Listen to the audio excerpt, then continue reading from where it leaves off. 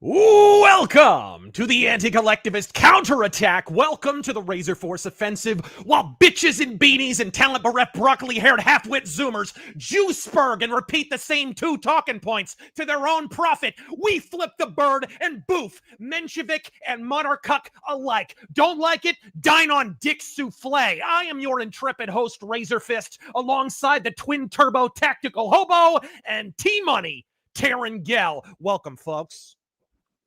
How the hell you doing? Yes, Welcome indeed. to the offensive. Yes, indeed. Welcome to the offensive, ladies and gentlemen. And I tell you what, we were gift wrapped. A fine kingly gift this past weekend. Folks, did you catch, either of you, did you catch the No Kings rally? I couldn't believe, dude, it was so bad, so pathetic, and so low energy. My boomer mom called me up and was like, "Oh my God, it's so sad." she drove past whatever the intersection was. It's like out near Westgate where the protest was, right? Something like that. That Anyway, sounds familiar. She drove past there. The most they can muster was 4 corners at a particular intersection of protesters. Yeah. And I saw photographs of the event, and it was like, somebody was holding up a sign. This is like the most boomerific thing I've ever seen. She was holding up a sign saying, even though this is what the sign said. It was like a freaking novel. Even though I live in Arizona and it's hot, I want ice out of Arizona. It was like a novel, bro. It's like, this fucking sign had chapter breaks. Did either of you see any of the other protest stuff? No, not here. But if they were, how would you even notice? Right? No kidding. What about you, Hobo? Any activity out where you are? Well, no, actually, this town, I don't think there was anything here, which is not surprising because it's like a 75% red county. But I know some people on Facebook, they're, family, friends, or whatever. The most boomerific, like, Democrats you can picture, you can conjure up, right? Just doing their thing, Democrats doing Democrat things. And of course, get this, they're like these aging hippie type people, and one of them was actually public defender, first of all, and What? he also has a VW bus, so it's like the complete package, right? Wow, dude. Holy shit. I gotta see if I can find the video that I saw earlier of the boomers literally like they got walkers. I can't even, hold on. I'm going to share the screen here. I can't even, folks. Let's see here. Right here. There we go. This is at the No Kings protest, guys. There was a fantastic video and they were like spotlighting it, like boomers against Trump. They were walking out of, what was it, like an adult assisted living facility. And they're like in walkers and power chairs and wheelchairs. And it's like, guys, if you don't want Trump to keep winning, why do you keep FedExing his ass all these W's? Like, I've rarely seen a more aberrant agglomeration of elderly homeowners association energy. That's what I get from it, dude. It's like someone made an entire protest out of the people who call the compliance officer when one of your cars is parked on the curb. That's what the No Kings protest was. Yeah, it's a giant HOA rally. You're right. It really is. It was the lowest energy. You'd see more energy at Eeyore's wake. And the timing is terrible, too. Like, one of the first bullet points in Saul Alinsky's Rules for Radicals is don't be a drag. Like, you may as well just, reword that and pick the right moment to move on your opponent, because otherwise you come off like a whiny fag in a full diaper. The time to protest is not 5 days after the Israel-Palestine conflict comes to an end. You got to pick your moment. You know what I mean? How do you feel about this No Kings because they tried one, what was it, back in April, May, something like that? Yeah, how do you feel about the timing? Soon. Yeah, how do you feel about the timing of this particular one? I know they were trying to time it for the government shutdown, but it's like Trump was just coming off a W, so it sort of came like, we're pissed that he did something good for the country, right? Like, you got to pick your moment or you come off like the asshole. How do you guys feel about the timing of all of that? Oh, Hobo, please. Yeah, I mean, they're trying to capitalize on the government shutdown thing and like, the ICE stuff. But the thing is, most Americans support the ICE raids going on, right?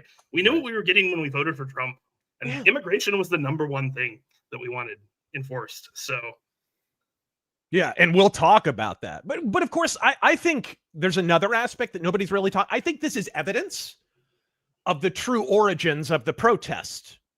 Everybody's calling it AstroTurf, but nobody's really hanging a bow on it. These protests and the ones that turned into the LA riots are heavily funded by Alex Soros, Neville Singham, and a metric super tanker full of Beijing bucks. Like Neville Singham, who I would remind you funded the last No Kings rally and is a dual citizen in communist China. In other words, they couldn't reverse course at the last minute because the wheels were already in motion. This is the problem. This is why there's so many big corporations like in gaming who are suffering so badly, because they're such big lumbering brachiosaurs. They can't adjust at the last minute. They're not maneuverable, right? In other words, small indie studios can adapt to changing circumstances. It's the same thing with this. Millions of dollars were poured into this months the fuck in advance. If anything, this government shutdown, it probably indicates that it was planned, right? Democrats always planned to shut down the government because they knew that the bill would be coming due around this time of year. Okay, we'll shut down the government. We'll blame Trump. Then the No Kings protest starts. What they didn't bank on is Trump managing to cool off the Israel-Palestine situation at the 11th hour. And I think that wound up making them look like a bunch of assholes. I don't know. What's your read on that, guys?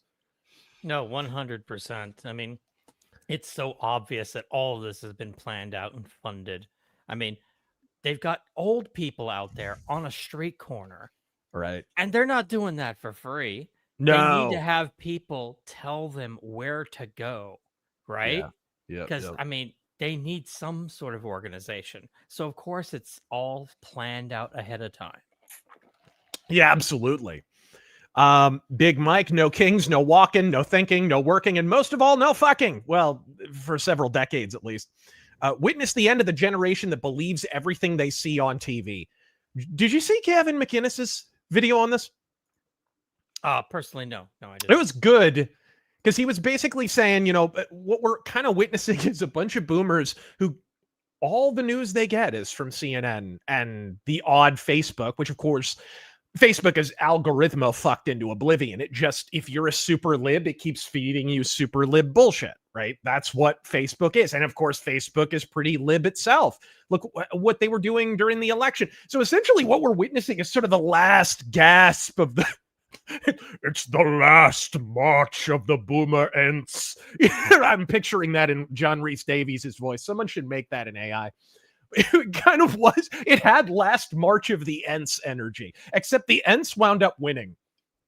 So I don't. That's my vibe, and I think it wound up being a miscalculation because the wheels were in motion. There was too much momentum. They couldn't stop it at the 11th hour. Now is the government shutdown. When else are you going to do it? So, oh well, we're funded by China. The check's already cleared. We can't send the money back.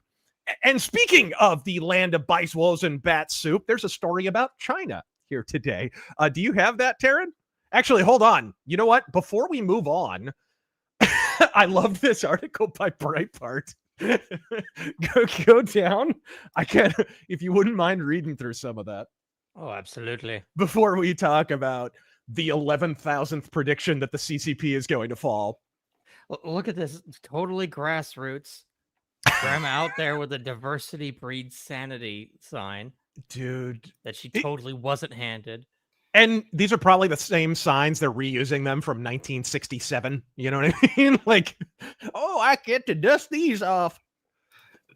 Older demonstrators joined Saturday's nationwide No Kings protests under the self-styled banner Grand Tifa. It's like they're naming themselves for us. With participants holding handmade signs and wearing shirts declaring themselves grandparents against fascism. Yeah. The No Kings demonstrations were organized in opposition to President Donald Trump and his administration's policies. If they could name one of his policies, I'll eat my hat. Activist Shane Claiborne shared a photo from a protest where 2 older attendees carried signs reading Grand Tifa, Grand Pops Against Fascism, and Grand Tifa, Grand Moms Against Fascism, writing on X. I met Grand Tifa today. We're gonna be all right. Hashtag no kings. Hashtag no kings day, October 18th. Probably not even the oldest people there, to be honest. It's about to go down in AZ, bro.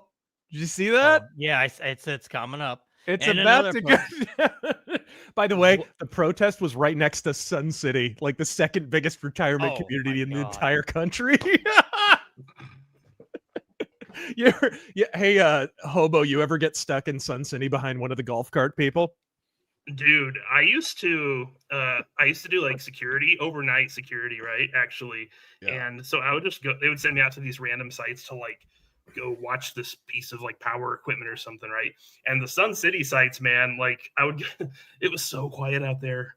Like overnight, you never even saw, like, you didn't even know people were living in those houses. It was so quiet at 9 p.m. Yeah. Like, this is easy work here. I'm just sitting here and there's coyotes running up and down the street. And that's Sun City for you after like 8 p.m., man. Like, it is a ghost town. It's amazing. Well, depending on your definition of living, there are people living out there. Yeah, dude, Sun City is a trip. Okay, Gavin McInnes pointed this out. I want to run this by you. Do you agree with his assessment that mostly what they're pissed about beyond the CNN thing is worrying about Social Security? They're worried that, which Trump's not getting rid of Social. I wish he was, but he's not. I don't think he's ever brought it up. He really hasn't. The most is like any other sane person, he'll point out that it's unaffordable, that it's eventually going to go bankrupt. But that's just being able to do math. Like, he hasn't threatened to do away with. He should. Social Security is a giant shell game and a scam. None of these people paid into Social Security. They funded old people in their own lifetime when they were young. Now we're funding them. That's how Social Security works. Nobody's ever paid in. It's not insurance. They just lied to the Supreme Court and said it was. You want to keep reading? Sure. In another post, ex-user William Coffin posted a photo from Arizona of 2 older women wearing blue Grand Tifa shirts reading, AKA Senior Citizens Against Bullshit, with the caption, "It's about to go down in AZ." Yeah, like 6 feet. Yes. Yeah, really far down. Very slowly. Get torn apart by coyotes. No shit. The No Kings demonstrations were held in cities across the United States on Saturday, with protesters opposing what they described as authoritarianism under President Donald Trump. Demonstrators included a wide range of groups and individuals, with attendees seen wearing inflatable frog, cat, and dinosaur costumes and carrying homemade signs. Democrats such as Senate Majority Leader Chuck Schumer. we gotta pause on that. Old people wearing dinosaur costume. First off, are we sure they were wearing costumes? And second off, really? Like, you had to tie a bow on it? Why not just wear a flashing neon sign saying, I was alive when Woodrow Wilson was president? But yes, Democrats such as Senate Majority Leader Chuck Schumer. These are all the people who are keeping the government shut down, by the way. Yes. Republicans have been willing to negotiate this entire time. They've been saying it publicly. Democrats are keeping it shut down. And why are they keeping it shut down, gentlemen? Because shit like this was planned months in advance. I mean, straight up. These are pre-printed signs in a lot of cases. These were organized ahead of time. The government shutdown was a key facet of this entire op that's going down here. So this shouldn't surprise anyone at all. It really shouldn't. All right, let's see here. Speaking of Gavin McInnes, Jonathan93 says, have you guys seen the video of Anthony Cumia reacting to Shaniqua's TikToking about their EBTs having no money by November 1st and threatening to rob Walmarts nationwide? Boy, that'll be a stretch for them. I'm sure you really had to twist their arm to get them to knock over a Walgreens. Then God knows that never happens. Jeez. We were going to talk. That was actually a story we didn't add, but we saw super chats in that connection. So, Hobo, you want to talk about what's going on with Snap and EBT as a result of the government shutdown? Yeah, so I believe they're about to run out of funding. So all these, we're gonna basically Snap is like a bribe that you give people to not riot. So once the bribe runs out, then they're like, oh, we're gonna go and start doing all this crap and stealing from the Walmarts and whatever. And Right. I don't know if you guys have been in like a Walmart recently. Like I went to the one by my parents' house, which it had been a while, dude. Like half the store's behind glass now. Oh my God, really? Have you guys been in like a Walmart? It's insane because people are stealing No. crap. It's getting really bad. Yeah, literally, like the energy drinks were locked up, man. The energy drinks, which you can probably get those with Snap, I'm guessing, because you can get all sorts of stupid shit with it. So, anyway, yeah, I did see some of the videos. Oh, I can't hear you, Razor. Oh, hold on. I was looking at the story. Is he? Technical difficulties. All right. Sorry. My microphone got changed. All right. Can you hear me? Yeah. Okay, good. Good shit. Sorry, what were you saying? Oh, yeah, I was saying, like, there was all those, I've been seeing all these videos where they're all saying, like, man, it's a bunch of mentally deranged people, but it's exactly the type you would expect. That's as far as I'm going to go, but it's like, man, the certain class of people, it's like literally yes, several people with let's say an extensive suntan. Man, yeah, so stuff's gonna get real interesting if the Snap benefits run out, which honestly I hope they do, because man, people, it's out of control. Like the grift is out of control with the Snap. Oh, dude, Terran, we've told this story a million times, dude. You remember when we went to like, what was it, 7-Eleven or something? And they literally had a sign on the soda fountain that said, soda does not qualify for EBT. Oh, which means at some point, some asshole literally brought up like a depth charged soft drink canister and was like, I'm gonna pay for this with my EBT. This conversation literally occurred. But dude, EBT and Snap are such a freaking scam, man. We were talking before the stream started. I had a friend his family was on government assistance and food stamps and whatnot. And dude, his pantry was more full than mine. And my parents were not. You know what I mean? Like, what'll happen is they'll get the free food from the government, and then they'll just buy groceries because they can usually afford it. There's no reason for them even to be on it. It's just, this is the whole stratagem of the Democratic Party. Create a program that is free. It's not really free. And then once it's in place, you now have a perpetual political football. Just try taking that thing away. Just try in an election season and see what happens. That's the entire point of the ever expanding scope of government under Democratic and even Republican administrations. Right? We were just talking about Social Security. Social Security is a literal scam. Everybody who has ever paid into it was scammed. Every single person. It is a Ponzi scheme. But good luck trying to take that away because they're convinced that it's free. They're convinced that they paid into it. They're convinced that they get something, even though monetarily, mathematically, they absolutely did not. Absolutely didn't. You cannot deprogram that. This is why they're perpetually expanding the size of government as much as anything else. Sorry, were you trying to say something, Terran? No, just to make you more dependent. Yep. To keep you in line, because what the government gives you, the government can take away. Yes. Absolutely. Just a second, my camera's out of whack. I tell you what, we were just about to talk about the people funding the No Kings rally. You want to go ahead and bring up that Times of India article about all the rumors going on in Beijing with the CCP?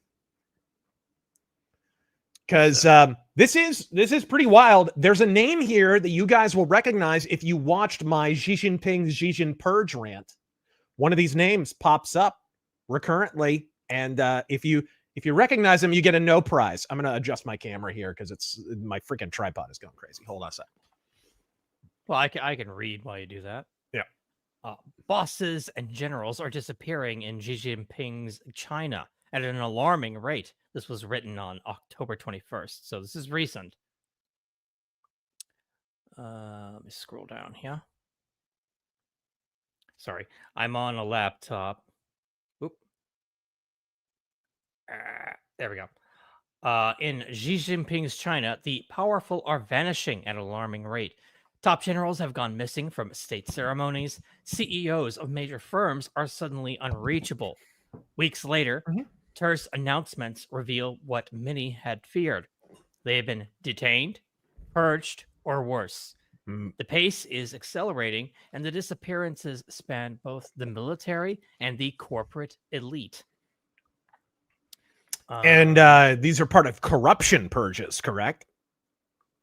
Well, I mean, we can get to that. I'm not quite sure. Yeah. Scroll down. Yeah. On October, actually, let me close this. Oh, no. Those are just bullet points. Go down and actually read the article. Oh, no. Here we go. We get the names, folks. We get the names. Here we go. There's the first one. You guys recognize this name? Right there. October 17th, the Communist Party. No. Down. Scroll down. Oh. The names. Oh, my God. Yep. Those are your names right there. The first name should be familiar to anyone who watched my rant. He Weidong, vice chairman of the Central Military Commission and Politburo member. It was speculated at the time he hadn't been seen in a while. Nobody was quite sure what was going on with this guy. Turns out he has been purged for corruption. Right? Of course, who knows what it's even about, but Miao Hua, that was another name that I mentioned. He Hongjun, I forget if I mentioned that one. Wang Xiubin, I'm going to try and pronounce these correctly, but I'm invariably going to butcher them like a bat.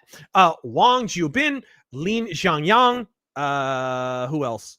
This is a lot of people. Dude. Something Wang. Yeah, right. Something Wang, Haro, Qin Shutong, Yuan Huaji, Wang Haobin, and Wang Chuning. Ladies and gentlemen, you know it's serious when they have whacked 3 Wangs. This is wild. This is absolutely wild. I don't know. Punishment seems a little stiff. I'm going to stop, I swear. But folks, this is what's been going on. And apparently it was speculated at the time when I recorded that rant that He Weidong had been purged. And there were people, not really. There could have been a lot of reasons. He could have left himself, blah, blah, blah. Maybe he got sick. Yes, he was on vacation. But that's the thing. I'm sure this is completely different from, the first 20,000 times a general disappeared. Right. And so there's all these like David Zhang, who I like normally. They're saying like, oh, it's evidence Xi Jinping is losing power. I don't know, guys. You get that vibe? I personally don't. A dictator purging? Dictators are like Ariana Grande. They love to purge, folks. They're always going to be purged. Look at Stalin. Like, could it mean Xi Jinping is losing power? Sure, I guess. But like, Stalin killed more people than the bubonic plague, and he seemed to settle into power nicely. You know what I mean? Hitler purged a fair number of people. This is just what dictators do. How do you guys feel about this? How does this hit you, hearing this news out of China? It's a number of generals. They listed off all their positions there next to the names, and these are some pretty damn prominent people. Well, I mean, go ahead, this is just commies doing commie stuff in these countries, man. Like you said, it's historically it's happened over and over again. So I mean, how much stuff happens we don't even know about in China because it's so locked down, Oh yeah, absolutely. This is what we expect out of a communist country. It happens all the time, especially when they're starting to feel the consequences of their poor choices. Yeah, this is the contributor of course, to people saying that it might be that he's losing power, is because there's so many other mitigating factors at the same time. Sorry, I didn't mean to cut you off. But yeah, things are getting bad in China. People are actually starting to protest and raise their voices when they're not supposed to. This is partially partially thanks to Trump with the tariffs and whatnot. Those have they're just not- resulted in, we talk about them every so often here, the factory protests and stuff that have been just this side of riots. There's been some legit unrest in China. Jackson Hinkle doesn't tend to include any of that riot footage in his LED skyline footage that he posts hourly. I'm sure he's not being paid to do so. Yeah, look how advanced they are. Yeah, guys, they've discovered LED lights. Look at them step on into the year 2001, folks. Holy shit. And an LED porch light in 2005. What am I in Blade Runner? What the I don't So yeah, because things are going so badly in China economically, Xi Jinping's becoming very unpopular, and so it makes sense that a few of these people, or that he might suspect that a few of these people might come after him and try to replace him. this is this was my first thought. My personal suspicion is that these stories of prospective power loss are leaked by the CCP itself and leaked to people that might be under suspicion. So that if the message winds up leaking, they know that another purge is in order and they know who to purge. So let the yellowing commence. They waste them, right? This happens all the time. Stalin would leak a fake story, whatever. It's not an unwise thing to do when you are essentially locked in a perpetual drama of succession, which all dictatorships are. I could absolutely see that happening. Dustin the Grim chimes in on the EBT stuff. A certain demographic of people are threatening to steal and assault even more if their freebies go away in a week or so. Cue the eye rolling. Of course, there's nothing free about it. Even they are paying for it. If they're paying sales tax on food, they're paying for this shit. If they've paid sales tax on anything at all, they're still paying. There's nothing free about EBT or SNAP. Everybody pays for it. And of course, ultimately, everybody gets money stolen from them through what? The tax that nobody gets to vote against. Inflation. That's how that works, right? We just keep expanding the size of government and we let inflation make up the difference. And essentially, it's the tax that nobody gets to vote against. That's the difference. I would rather go into a ballot box and vote for or against an actual tax than have the government take it out of my hands by just creating a bunch of bloated government programs that we'll never get rid of because boomers will let go of their programs, the moment you put a gun to their head, if even then, right? I'd rather have that than have a situation where literally this is just a perpetual tax, where the $200 that I put in my bank account today is worth $100 in 15 years. Like I would rather have column A than column B. What about you? Yeah, absolutely. Cesario Japan, the French should be lucky they weren't robbed by Carmen Sandiego. She would have taken the entire building with the jewels and coins in. Oh yeah, the freaking Louvre thing. Yeah. What was that about? One of the crown jewels, an actual crown, was found like a block away. They dropped it or something. They dropped it? Yeah, I think. Granted, who's going to cut that thing? But I think they were trying to pry the jewels out of it. Probably. And I either dropped it on the way or on the way out, or it fell out of the car or whatever. They're going to catch these people. 100%. 100%. Let's see here. Was I just the Duke of 5A? Was I just blind to how much to, I guess, not see how much of a pinhead Rand Paul is? Or did he just get really bad as of late? I've lost all respect for the guy. Rand Paul, you know what, Hobo, you've been following politics at least as long as I have. How has your perspective of Rand Paul evolved over the years? Because mine has certainly evolved. I think he's not going to go away from his libertarianism, right? Like, so sometimes that benefits him and sometimes it hinders him. Yeah. I feel like, but I mean, I think he's fairly consistent. It's just that sometimes libertarianism works, has good ideas, and sometimes it has bad ideas, right? So you can't go with libertarianism 100% of the time. No. Their stance on immigration. We're going to talk about immigration a little bit later, but Lulbert's stances on immigration. I get that there are people on the libertarian side who do believe in borders. Like I get that 100%, but some do not. Some absolutely do not. Oh, non-aggression principle. They're just here. They're not hurting anyone. Guys. Yes, they are. Yes, they are. They commit all kinds of crimes just to be able to work and to apply for. I talked about this on Twitter just last night. You know what I mean? There's no such thing as somebody who's an illegal alien and nothing else. Oh, they have to be implicated in something else, some kind of fraud, some kind of credit fraud, identity, a lot of things. It's illegal immigration is the crime from which dozens of other crimes, most of which are far more pernicious and actually do grab headlines, flow. Like that's inevitably, it's kind of the original sin crime in a lot of ways. It's the gateway drug. That we can lead right into another story with that. What's that? Oh, yes. Trump expands. Oh, hold on. Yes, we can. Hold on. No. You know what? Let's talk about the cartels first because these two stories are connected. Oh, okay. because Trump, this is just so shockingly based. Do you have that story? Yeah. All right. Because the two in that fucking video. Yes. Yeah. Oh, we're going to talk about that. Trump's war against narco-terrorists. Can I just pause for a moment and collect myself at the fact that we're now calling them narco-terrorists? Did you Why ever not let them? Hobo, you remember us covering politics like in late high school, early college? Did you ever think we'd have a president who called them narco-terrorists? Dude, sometimes I can't even believe like the timeline we're in. I know. Going on. Now, you see the stuff that like the Department of Homeland Security posts on like X now? You're like, what? Oh, yeah, What? How can you be this based as a government agency? Right? Like, they put criminals in the crystals. In the crystals. Dude, if we have Judge Dredd cubes in the next 5 years, I'll shit. It'll be amazing. I'm just waiting for 15 years in the cubes, creep.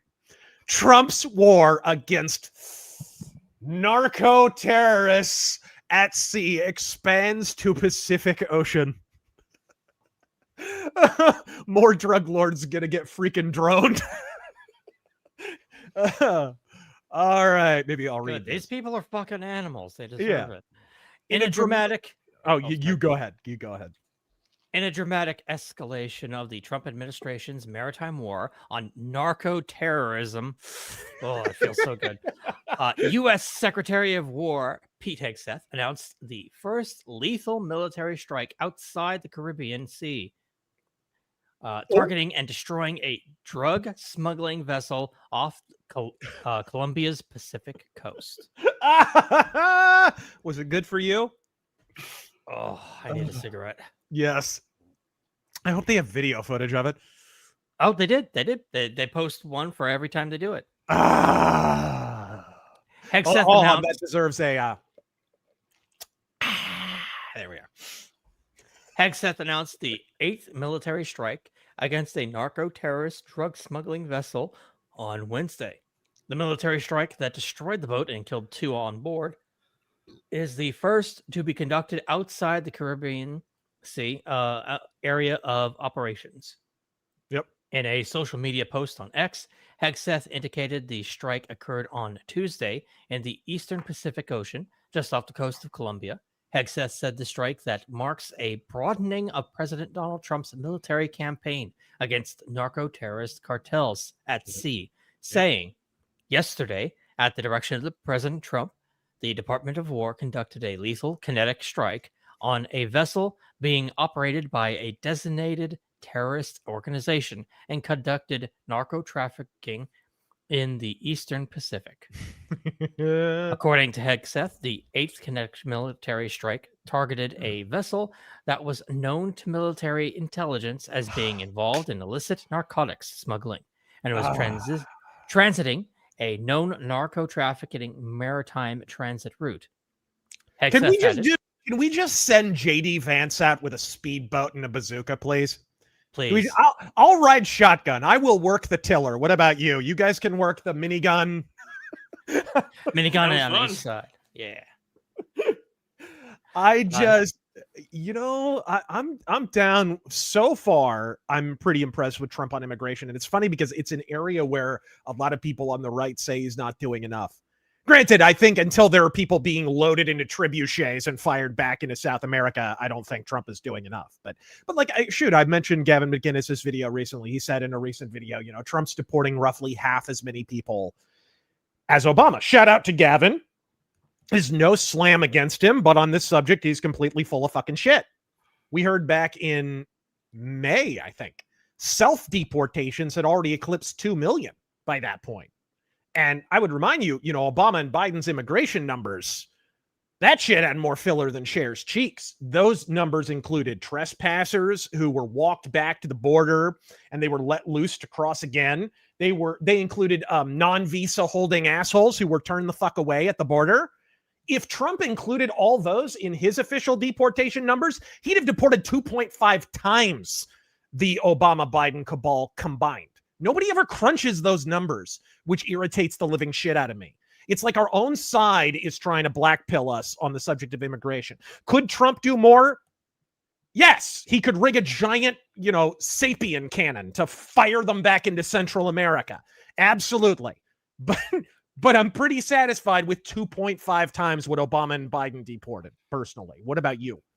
Well, not even just the deportations, but the actual border crossings have, from what I've read, are down the lowest in like 50 years, dude. Yeah, he's essentially closed the border, which is something that Biden said a month before he was out of office could not be done. Remember that? That's what everyone used to say. Like, that's what I've been hearing for 30 years is, oh, we can't close the border. It's too hard to do it. And Trump comes in and does it in like a month. Dude, the wall's not even done yet. Dude, I used to live 3 miles from the border. So it was very interesting. And yeah, like you'd see all sorts of crazy stuff down there sometimes. Yeah. So, such as, I want an anecdote. Like what? Dude, like, okay, so I was driving around, like you'd sometimes literally see like illegals just like pop up out of like the bushes. And because they thought like if you're really close to the border, like they thought like you were there to pick them up or something. Oh, so they were just scattered. I drove like a POS car for like a long time, so that was probably part of it. It looks like a drug smuggling car or something. Just because it's just a total beater, right? So like they're like, right. Oh, this is my pickup ride here. It's like, no, I ain't picking you up, buddy. Call the Border Patrol. That's the thing, you know, it's easy for some of these people to sit in some cozy coastal pillow fort and feign compassion for illegal immigrants and about illegal immigration. It is another matter entirely when you actually reside in the Southwest and are aware of the precise phylum of fucktard that actually crosses the border. You know, in fact, this is a great transition. Today, let's show 2 such illegals. Terran, do you have that? Absolutely. You tell me if these are the hardworking folks who are just doing jobs American teens won't do, as Obama and Pelosi assured us. Go ahead and full screen that shit right there. Background. Let's read the post here. Oh, yeah. 2 illegal immigrants in Phoenix, Arizona. They're from here. Well, they're not from here. Are $420,000 in debt and have no serious plans on paying it off. Say they deserve a new Toyota Tacoma. Let me make sure we're at the this guy. Like I would have thrown the chair at these guys. This guy is like a saint for being as calm as he manages to be in this. All right, here we go. They are nearly $500,000 debt, folks. Keep this in mind as you hear them talk. And you're on the joint mortgage? Yes. Yeah. 4.3 rate. We like that. What is the balance? We got it at a good time, but oh, here we go. I just don't like the house. Pause it. Oh, good. 200. That dude looks like the wetback version of Ethan Klein. Did you know that? Yeah. he's like HC. Anyway, continue. $60,631.08. Why don't you like the house? Because it doesn't have a pool. They want a fucking pool. I don't know. I'll dig Dude, them I've a lit- fucking folks- pool and drown them in it. Folks, I'm a Little legal community pool. folks, I'm a Crazy. legal I am a legal resident of Phoenix, Arizona. I've lived in many different houses over the course of my life, probably 4 different houses. I've never had a pool. I've never had a pool ever. So, just to keep this in perspective, I was middle class my whole life. Never had a pool. Never had a pool. I think Hobo did, right? You had one. Yeah, right? my parents had one. Yeah. Back in the day. Oh, well, what about you, Terran? You ever have a pool in a house? No, I grew up dirt poor. Are you kidding me? No. So just to That's keep good. this in perspective, this is what they believe they are entitled to. Oh, it gets worse. Something that a middle class resident of Phoenix, Arizona cannot afford. Little dick. No, A it's home 30. equity loan and a Toyota 4Runner. Yes. Those are all joint as well. Yeah. Oh, why did we get a home equity loan?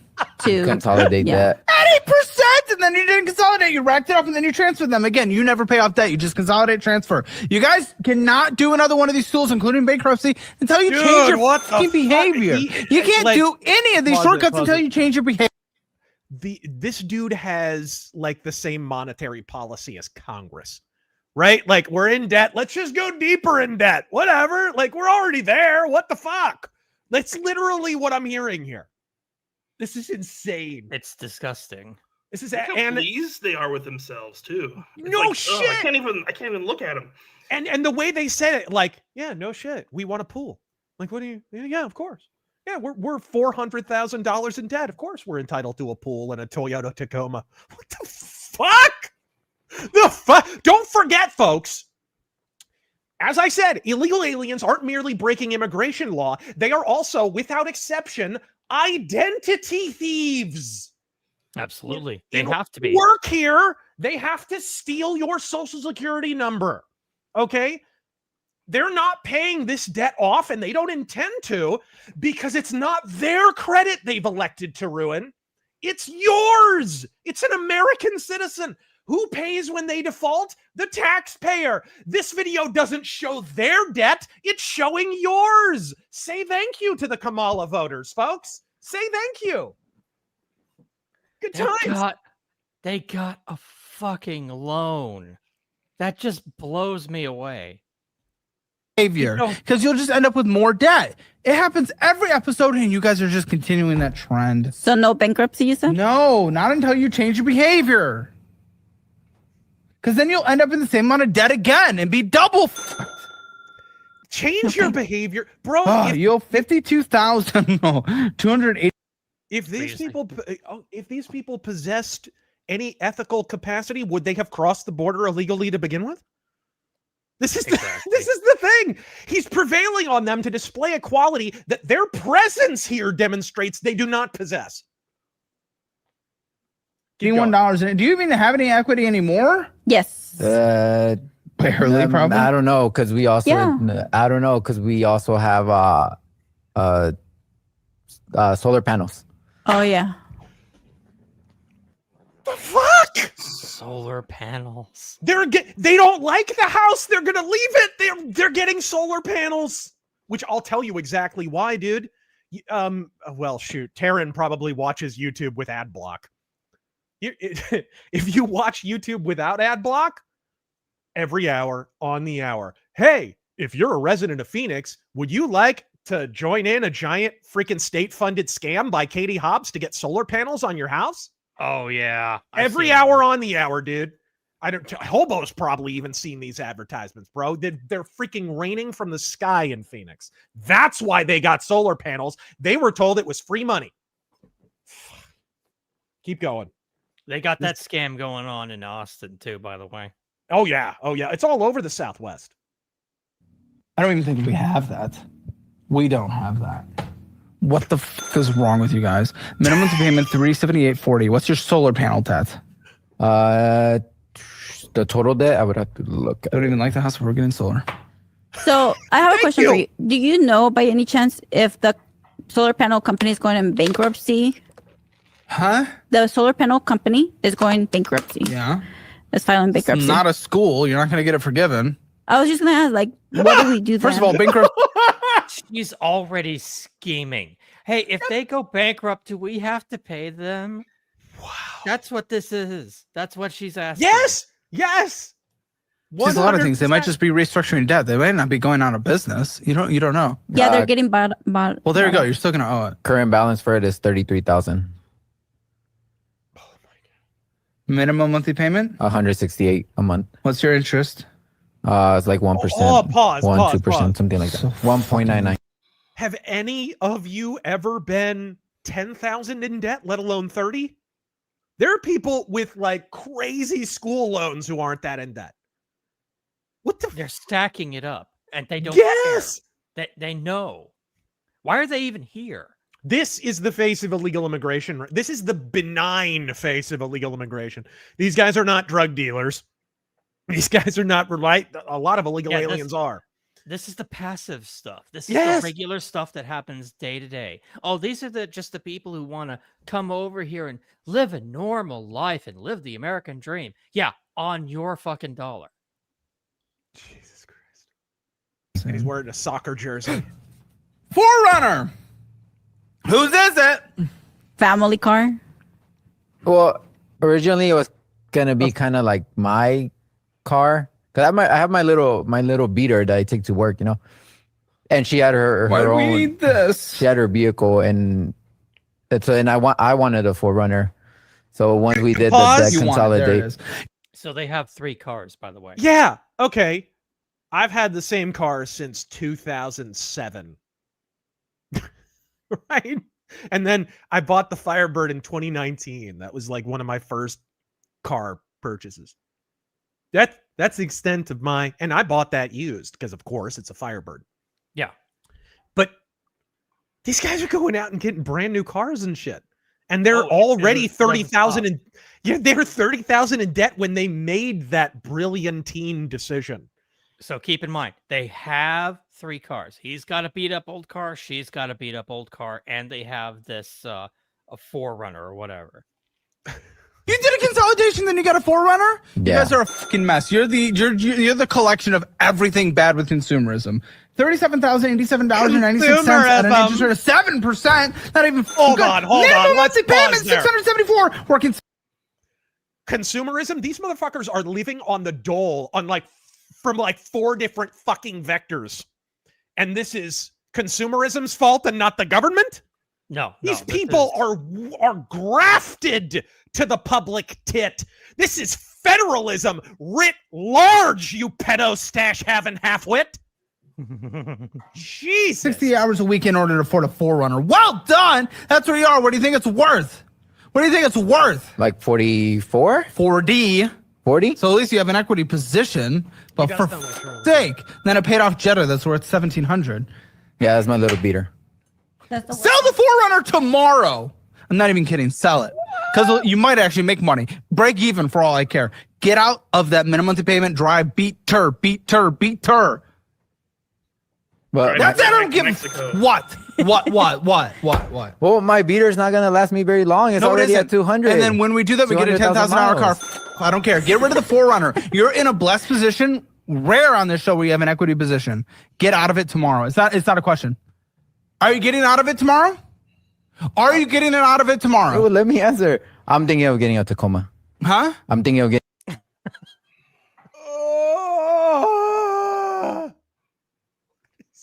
I'm thinking about getting a Tacoma. I think your people are invading Tacoma. All right, move. Keep going. Getting Keep a going. I'm Tacoma. not a good boy. No. Nope. You're not getting anything. You're driving the beater until it's dead. I think I deserve a I Tacoma. need to make sure you agree with me. What? Pause it. I think I deserve- deserve a Tacoma.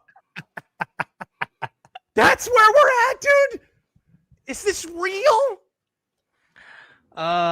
Into the cannon, across Wait. the border today. This is real. This isn't a Babylon B video, right? No, this is real.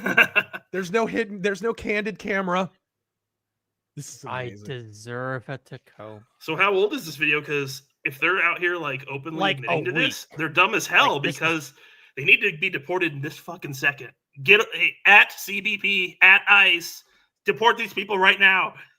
I'm sure it's been going viral all day. I'm sure if you check the comments, people are already tagging ICE.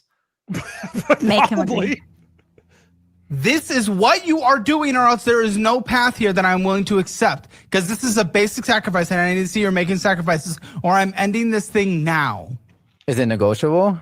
Can I maybe you work are selling 70 this hours? and driving the beater until it's done, and the repairs would be stupid. Wait. But Hold we do on, need the a family beater. car. So get another like. And we've already established the beater is like newer than anything I drive. Right? Yeah, probably. My newest car is like a 95.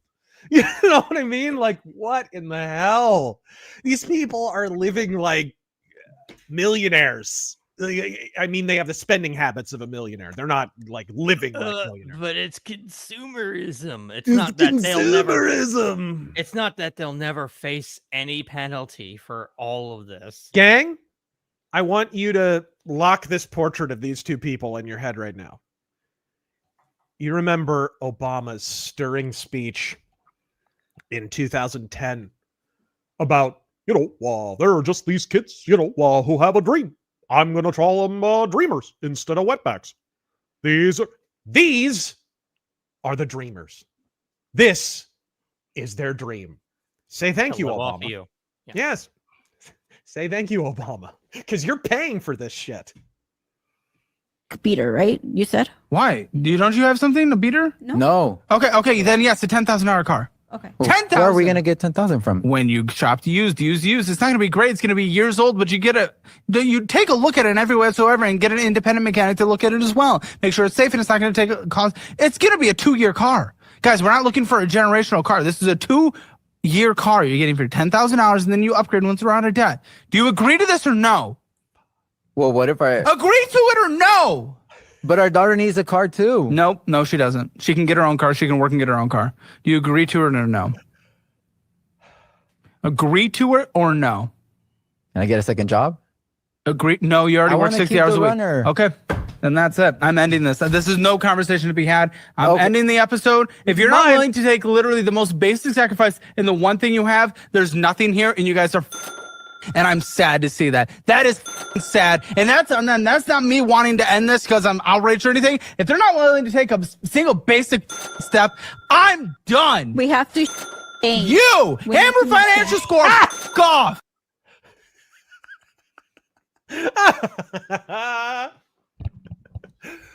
$10,000 beater car, they said. Yeah, just get that, let it last for however long it's gonna last and deal with it. And he wouldn't even fucking do that. I want a Tacoma. What kind of cosmic bunny hole did we fall into, bro? Where the illegal residents are more entitled than the legal ones? I mean, of course they are. They would have respected immigration law and waited in fucking line if they had the capacity for self-examination at all. Dude, Hobo, you had a prior job. I'm not going to throw it out there what it is, but you had a prior job where you had to deal with these types quite a bit back in the day. It was one of your first jobs, if I remember correctly. I'm sure. I'm sure. He's like, that one. Yeah, I'm sure you have some anecdotes about some of this. Yeah, it's the whole thing's insane, dude. Like this video is probably not even like uncommon either. There's people in the chat who are like, "Oh, this is fake. This is a work. This is just YouTube." It's like, bro, if only you had seen what I've seen with your eyes. Literally, I go Roy Batty on this. If only you lived in Phoenix and had seen what we have seen. Bro, seriously. People, I mean, it can even be as simple as working retail and having people want you to honor their Mexican ID so they can run their credit card. It's like, wait a minute, you're not a fucking citizen. What the hell is this? Get out of here. Right? That simple level of entitlement. They believe they are entitled to that, even though they're not citizens. Even though the voters of Arizona, how many times have we passed laws curtailing that? I mean, we had the one literally where we denied them the right to go to the public library. You remember that in like 2004? It's just no matter how many times we pass a law, our local politicians run cover for them because they know they're going to get votes from them. That's it. It's as simple as that. But you know, there's lots of different immigrants from all over the world, and of course, the big cause celebre is India. We're going to talk about that in a moment, but before we do, I want to jump into a little bit of gaming news. And actually, before we even do that, shoot, we got so many super chats. You guys have been amazing. Think of the history. We didn't even talk about this. We didn't even have time to talk about this. The history of the East Wing. Trump demolishing the East Wing to modernize the White House, which, by the way, like every president worth a shit has made some kind of attempt to modernize the White House in some way. But for some reason, when Trump does it, it's like, oh my God, he's upending the foundations of democracy itself. And so forth. But how did all that grab you this week? The breathless hysteria about the East Wing renovations. Hobo, you first. It's one of those things, dude. It doesn't matter what he does. Honestly, it does not matter, because we've seen that he tells people not to take Tylenol while pregnant, and they go and guzzle it. So it doesn't matter what he does. They're that deranged. Yep. My opinion is pretty much the same. They have to cling on to something. It's like, oh no, he's destroying the White House. How dare he? It's like, okay, but what about FDR? What about Obama? They did the same thing. They knocked out things. Yeah. And some of these boomers at the No Kings protest were alive for, you know, FDR's first term. So they have no excuse. They have no excuse. Primarch Vulcan, the only thing the No Kings protest did was strengthen my absolute disdain for aging boomer progressive dinosaur hippies that haven't done the world any favors yet by unaliving in Minecraft. Video game talk out of nowhere, huh? Agamemnon Fireman, just in time for the spooky season, I wanted to ask, what are each of your guys' favorite classic Twilight Zone episodes? One of the best shows ever, Godspeed. I haven't seen the Twilight Zone since I was a little kid. So I don't offhand, like I remember a few episodes, but I don't remember a lot. I remember the classics. I remember like the guy who broke his glasses and couldn't read any books at the end of the world. I remember, you know, there's something on the wing of the plane. You know, I remember that. Classic, of course. What's the old black and white Outer Limits or whatever? There was a great episode of that where this old lady keeps getting these phone calls from someone like, help me, whatever. She just keeps getting phone calls. And finally, she gets so obsessed with them because she can't get them cut off. She goes to the phone company to get them cut off. It doesn't work. She finally tracks down an expert who's like, okay, I'll literally trace the phone line to see where these are going. And she follows the phone line, and the phone line attaches to a coffin in a grave. Or something like it was amazing. It was amazing. I forget if that was Outer Limits or Twilight Zone, but it was so cool. I still remember it from being a kid. What about you, Hobo? Yeah, you know, I used to watch a little bit of the Twilight Zone, but it's been a really long time. But I will say, one that really sticks out to me, there actually is a Charles Bronson episode. Do you know about that, Razor? He was on the Twilight Zone. Who? Bronson? Oh, yeah, Bronson. Of course. Yeah. He was on a lot of those old shows. Yeah, it was like some post-apocalyptic type where he's like the last guy alive or something. That's all I remember. But yeah, I should go back and watch more Twilight Zone, actually. Yes. Actually, speaking of Outer Limits, because you brought it up, I do like the classic episode of the Outer Limits, I, Robot. They adapted the story for TV. Yeah. And then when the reboot of the Outer Limits happened, they did it again. And in both times, Leonard Nimoy was the attorney. Well, he came back and reprised the role. I thought that was cool. Well, I like the episode of Twilight Zone where the one guy is normal and everybody else is different. There is actually an episode like that. There's a million. They're all like that. No, I know the specific one you're talking about. They're all like that. All right, let's see here. Freddie Fat Flap, stop blaming me for the protests. My old folks are poor farmers. The protesters are useless old rich hippies with brains fried from patchouli's thank. Well, Godspeed and thank you. Oh, the worst part of the raucous youth protest was the number of colostomy bags and empty Bengay tubes tossed in the trash cans. The public sanitation workers did not deserve that.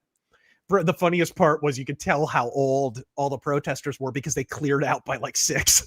They were like, the sun went down and they were gone. They were gonzo. And the street corner was all clean. Oh, man. The great Scalzini. Harry, don't think of it as Trump taking an F-14 dump on your head. Think of it as Trump culturally enriching you with a New Delhi rain shower. What'd you think of that? Did you see that, Hobo? Dude, I retweeted it. Yes. Yes. Fantastic. Mario Trujillo. From my laundry list against boomers, I'll add they are the ones who started the whole run from culture on the right that let the left simply walk in and take over everything. Godspeed and God bless. I agree. Yeah. Growing up, like back in the 30s and 40s and stuff, there were kind of two Hollywoods. There was a conservative Hollywood and a liberal Hollywood. And you'd have more conservative films and you'd have really liberal films. And for every single leftist version, like High Noon had its reply, which was Rio Bravo. So the left version and then the right version. And that it went on that way for decades. Well, around the time of the 60s and 70s, the right side of Hollywood just ran. Oh, we'll just escape into our boomer fantasy or whatever. And that, as much as anything, led to the long march through the institutions when they encountered no resistance. Why do you think the left are freaking out? Why do you think they flipped out so much about Gamergate, dude? What did I say in that recent Razör cuts, right? It was the first time after years of the left just moving unopposed through one institution after another. Yeah, occasionally they'd get a little pushback, then they'd sort of recede a little bit, and then they'd move forward a little bit. And it worked that way for decades. Right? One little bit of propaganda after another, and it was a flawless formula that worked every time. And then they hit gaming, and suddenly gamers planted their feet and said, no father, the line must be drawn here. And they're still melting down about it. Gamergate was modern leftists' Vietnam. It was. They're still traumatized. Mention it, and they'll blame Gamergate for Trump. 100%. They're freaking traumatized, dude. It is nom for them. 100%.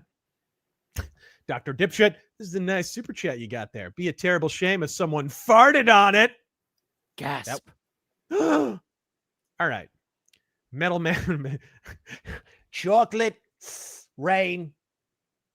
Chocolate rain. I turn my mouth away from the microphone to breathe between notes. Chocolate, believe me, rain. I actually would be interested to hear Trump sing. Has he ever sang in anything? I mean, that I haven't heard anything that hasn't been AI. All right, sweet. Searched 9K111. Hey, all, the first 2 Lutheran church services I've attended recently since converting included multiple baptisms of babies. Yeah, it was cool. My own church did that too recently. Makes me optimistic for the future. I feel very privileged to attend such a pivotal event. Godspeed. Godspeed. Yeah, in the Lutheran church, we do baptize the babies. Cicero, G3 Glocks on the sea. Oh, yeah. Hobo, you got to talk about this. The California banning of Glocks. And Glock's response. Did you see like Glock is basically going to be phasing out certain models of Glock? I haven't really seen too much about it, but I do know that California, obviously they're really strict on firearms, but they actually have an approved list of guns you can buy, right? And the only guns you can buy are guns that are on this list. So sometimes so all these gun companies, they'll make like modifications, like a special California version, right, which has a little bit of modifications so that they can make it on the list. Right. So, so that I think is what's going on. They're making modifications to the existing Glocks, something to do with like they're trying to make them so they can't accommodate stocks, and things like that, right? From what I understand, that's what a lot of it has to do with. But how hilarious is that? Because you remember in the election when Kamala was asked about being a gun owner? What did she say she owned? Oh, what was it? Remember, she was just pulling. You know, she doesn't. She just pulled it out of her ass because she's got armed security. She doesn't have a freaking gun. But she was like, I'm actually a gun owner. I'm a gun owner. And then somebody pushed back, and the journalist pushed back. Oh, really? What gun do you own? A Glock. So how hilarious would it be if her model of Glock now is banned? Oh my. Time to get to work, Kamala. Ooh, wait, hold on. Kamala did what Kamala always does. She just put her head down and she went to work. There we are. Yeah, so I'm just a little disappointed in Glock capitulating in any way. Granted, these are not going to go away. They're going to be on the secondary market. You're still going to be able to get them. But you know, the price is going to spike and every other thing. We should give no quarter at all. Not Alfarius. No King's numbers are being inflated. There was apparently one in Nashville, and a list of the protests on Wikipedia says 10,000 were there. The source it cites in that sentence contradicts it and says between 2,000 and 2,500 at peak. Yeah, the one out here in Phoenix was not that big. Like I said, they pretty much filled 4 different street corners. That was it. It wasn't like it wasn't the Million Man March at all. Did either of you like observe any of those and have any evidence one way or another? No, I can't say I have. I'm trying to pass off a photo of an earlier protest in a particular city as a current one. And you could tell that it wasn't a current one because we're now late in October and the leaves were still green in New England. Like it was real damn obvious. It was a huge, like they were in a square or something. And it's funny because I'm sure in certain blue cities, massive amounts of people showed up because that's all people in blue cities ever do is whine and protest and suck off the government tit. All right. The king's might is greater than human, and my arm is very, very long. Number 3. What? I don't know what that means. What is that from? I don't know. Oh, Dark Emperor Ray, hey Razor, what would be the best form of Battletech media aside from the tabletop to start with to get into the universe and learn the lore, books, etc.?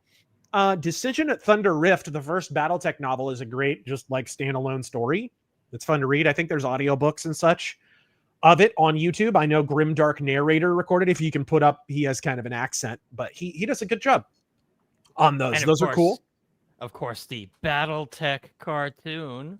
Yes. The complete Battletech cartoon is remastered and AI upscaled on YouTube. I think it's on HPG, Renegade HPG's channel, and he's a great guy.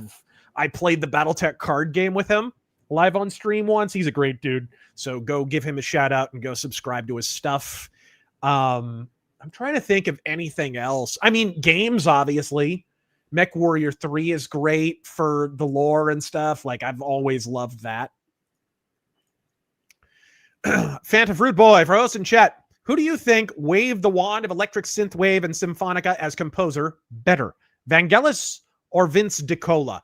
Man, I would say Vangelis was a pretty big influence. And he was also a massive influence on like new age music and other stuff too. Like not just, put it this way. Most people who are doing synthwave are to some degree or another quoting Vangelis. Yeah, 100%. That would be my vote. There are synthwave songs by artists that just formed this year that sound basic, that are like almost note for note copies of Vangelis tunes from movie soundtracks. M. Garcia, excited to go see the Alice Cooper and Judas Priest Super Show. Bad news, it's in Austin, so just pray that no Floydians with fent knee accost me. All right. Fent knee dulls. I see what you did there. Okay. Did you hear the FBI arrested some NBA riggers? Man, I'm glad I read that super chat slowly. No, I didn't.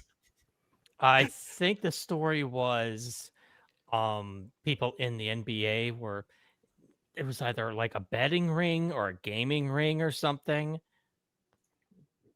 Yes, something like that, which is so funny because, dude, we've so legalized sports gambling. Like, it's laughable that freaking Pete Rose is kept out of the Hall of Fame and all that shit for betting on his own team. Because now it's like MLB. Now, Pete Rose, you can't be in the Hall of Fame, buddies. But first, a word from our sponsor, sports betting. You know what I mean? Like, every other advertisement on MLB at the NFL is sports betting. Every single game I watch, dude. Watching the World Series, it's going to be DraftKings. Reggie. Right? Riggers. Hey, stop that. the number one schmuck. America has no king. Trump, I'm not a king. Oh, dabbing on monarchs, are we? Shout out to aristocratic utensil all the same. Fan of Fruit Boy. He's wrong about everything, but good guy. Fan of Fruit Boy, next time Dems should just run a campaign on elder abuse, considering they did such for 4 years in the White House. At least that subject they'd win in. Yeah, did you hear about Biden? We didn't even talk about that. Him going in for rounds of radiation now. For his that just came out this week, I think. Black Metal Gamer, these old tards are LARPing as hippies. So that's the thing. You're not witnessing like old people trying to be cool young people.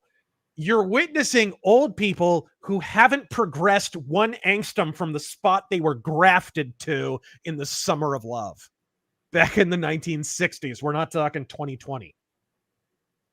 That's what we're witnessing here. No! Sleep till hospice! All right. Time to label Grand Tifa the same as their grandkids. Yeah, if they're Grand Tifa, does that mean they're on the terror watch list? Anybody? Interesting. That's a good question. Have been formally designated a terror organization. They need one of them kinetic strikes. Right. Flint Ironstag. They spent $4,000 on Shakira tickets and a replica Deadpool costume. I believe every word of it. I believe it, dude. The show Financial Audit. You should see the episode Kershaw watched last week where it was an unmarried couple, $300K in debt, trying to flee Trump's fascist America and moving to New Zealand. They sound like they'd fit right in New Zealand. You seen their prime minister? Reaper Grimm. This is a good point. What Milo said in regards to Trump's ballroom really hit me. These trogs really, truly don't have any concept of legacy or planting a tree that you'll never enjoy the shade of. They really think Trump won't leave office. I mean, did he really leave office in 2020? Right? I've made this point before. Even though Trump lost the 2020 election, he still so dominated the news cycle every single hour of every single day. It was like he was still president. You know what I mean? Did you ever get that sense, guys? Razor, don't you know he was president the whole time? Trust the plan, okay? Hashtag trust the plan. Dane Newell. Hey, RazörForce, I wanted to ask you three, what are your thoughts on the many far-right Gen Z and youth revolutions going on throughout the world? From Myanmar to Nepal and all throughout Europe, everyone just seems to be fed up with the powers that be. I don't know, man. Growing up in the 90s, there was this shit all throughout South America and Central America and in parts of Europe and Eastern Europe. I mean, God, remember the freaking... the shit going on in Serbia and Croatia and what was the big one? What was the big war? Clinton got our asses in freaking Bosnia. Bosnia, yeah. And all that shit. Dude, when we were growing up, like this shit has been going on. I don't think there's any more of it now than there was before, actually. I really, really don't. It's just the thing in the news wasn't immediate then, right? You had to wait for the nightly news to come on and then tell you. Like, I feel like most of the global news could have been distilled into the Middle East is still fucked up minute. You know what I mean? I feel like we probably could have consolidated a lot of the news schedule on a nightly basis if we just did that. Well, the thing in Nepal is definitely a good thing because Yeah. that was a communist government, right? Yep. I believe so. Good riddance. All right. Clear Skies GM. No kings, say the people who vote their same politicians in for 40 years straight, right? That's the thing, dude. Some of these people were still alive to vote for FDR 4 times, but they're mad about kings. We had to change the Constitution to prevent FDR from becoming one. And that's How the thing. long? Sorry, It's- how long was Biden in politics? Oh, yeah. Like, Oh, 50 yeah. plus years. And the longest serving Congress people, I'm pretty sure, on balance, are Democratic politicians. I mean, Pelosi is just now starting to take a step back. How long? Dude, when I was doing research on Jonestown for an upcoming video, Pelosi keeps popping up in the research on that. That was the late 70s. This woman's been in politics forever. Biden's been in politics forever. These people just don't go away. It's no kings. Like your politicians are kings. Chuck Schumer's been in since 1981 in Congress. Absolutely. Logan F. Hey, Razor, gotten into Battletech on your recommendation. Wanted your opinion on the Battletech RPG and which edition, MechWarrior Destiny versus MechWarrior A Time of War. If you had played either, Destiny feels very watered down as a TTRPG, 2 rules light. I'm not wild about what Destiny does. I got it just for a change, like in case I ever want to try it. I never have. But A Time of War is probably has the opposite problem in that it's a little rules heavy. The thing that I do like about it is it takes it sort of copies from, what is it? Am I thinking of Pathfinder or Traveler, where you basically you pick what your character was doing during every decade of their life. And so essentially what that does is it incentivizes you making an older character, right? Because like in D&D, everybody wants to be the hot elf, right? Everybody wants to be young and whatever, right? And so everybody's Dungeons and Dragons character is younger generally. Whereas in Battletech, you get a lot more grizzled characters because with the rule set, the older you are, the more experienced you can be. You get more points to put into your character. But if you get too old, obviously, you start having some physical degradation and all that. So it's cool. Long story short, I like A Time of War a lot more. But if I had to pick a favorite edition of MechWarrior itself, it'd be either first or third. I like the first 3 a lot, personally. And I'm still waiting. I would love to have an actual Battletech RPG. Lashima spent the last year getting screwed over by my school for standing up to a racist lib professor. School tried to expel me for complaining about him. They are getting hit with multiple lawsuits. Time to get my tuition back. Oh, wow. This is at a college. Holy shit. Oh, let's do one more, and then we're going to talk about our next story. But actually, you know what? That's a good transition. Talking about screw it.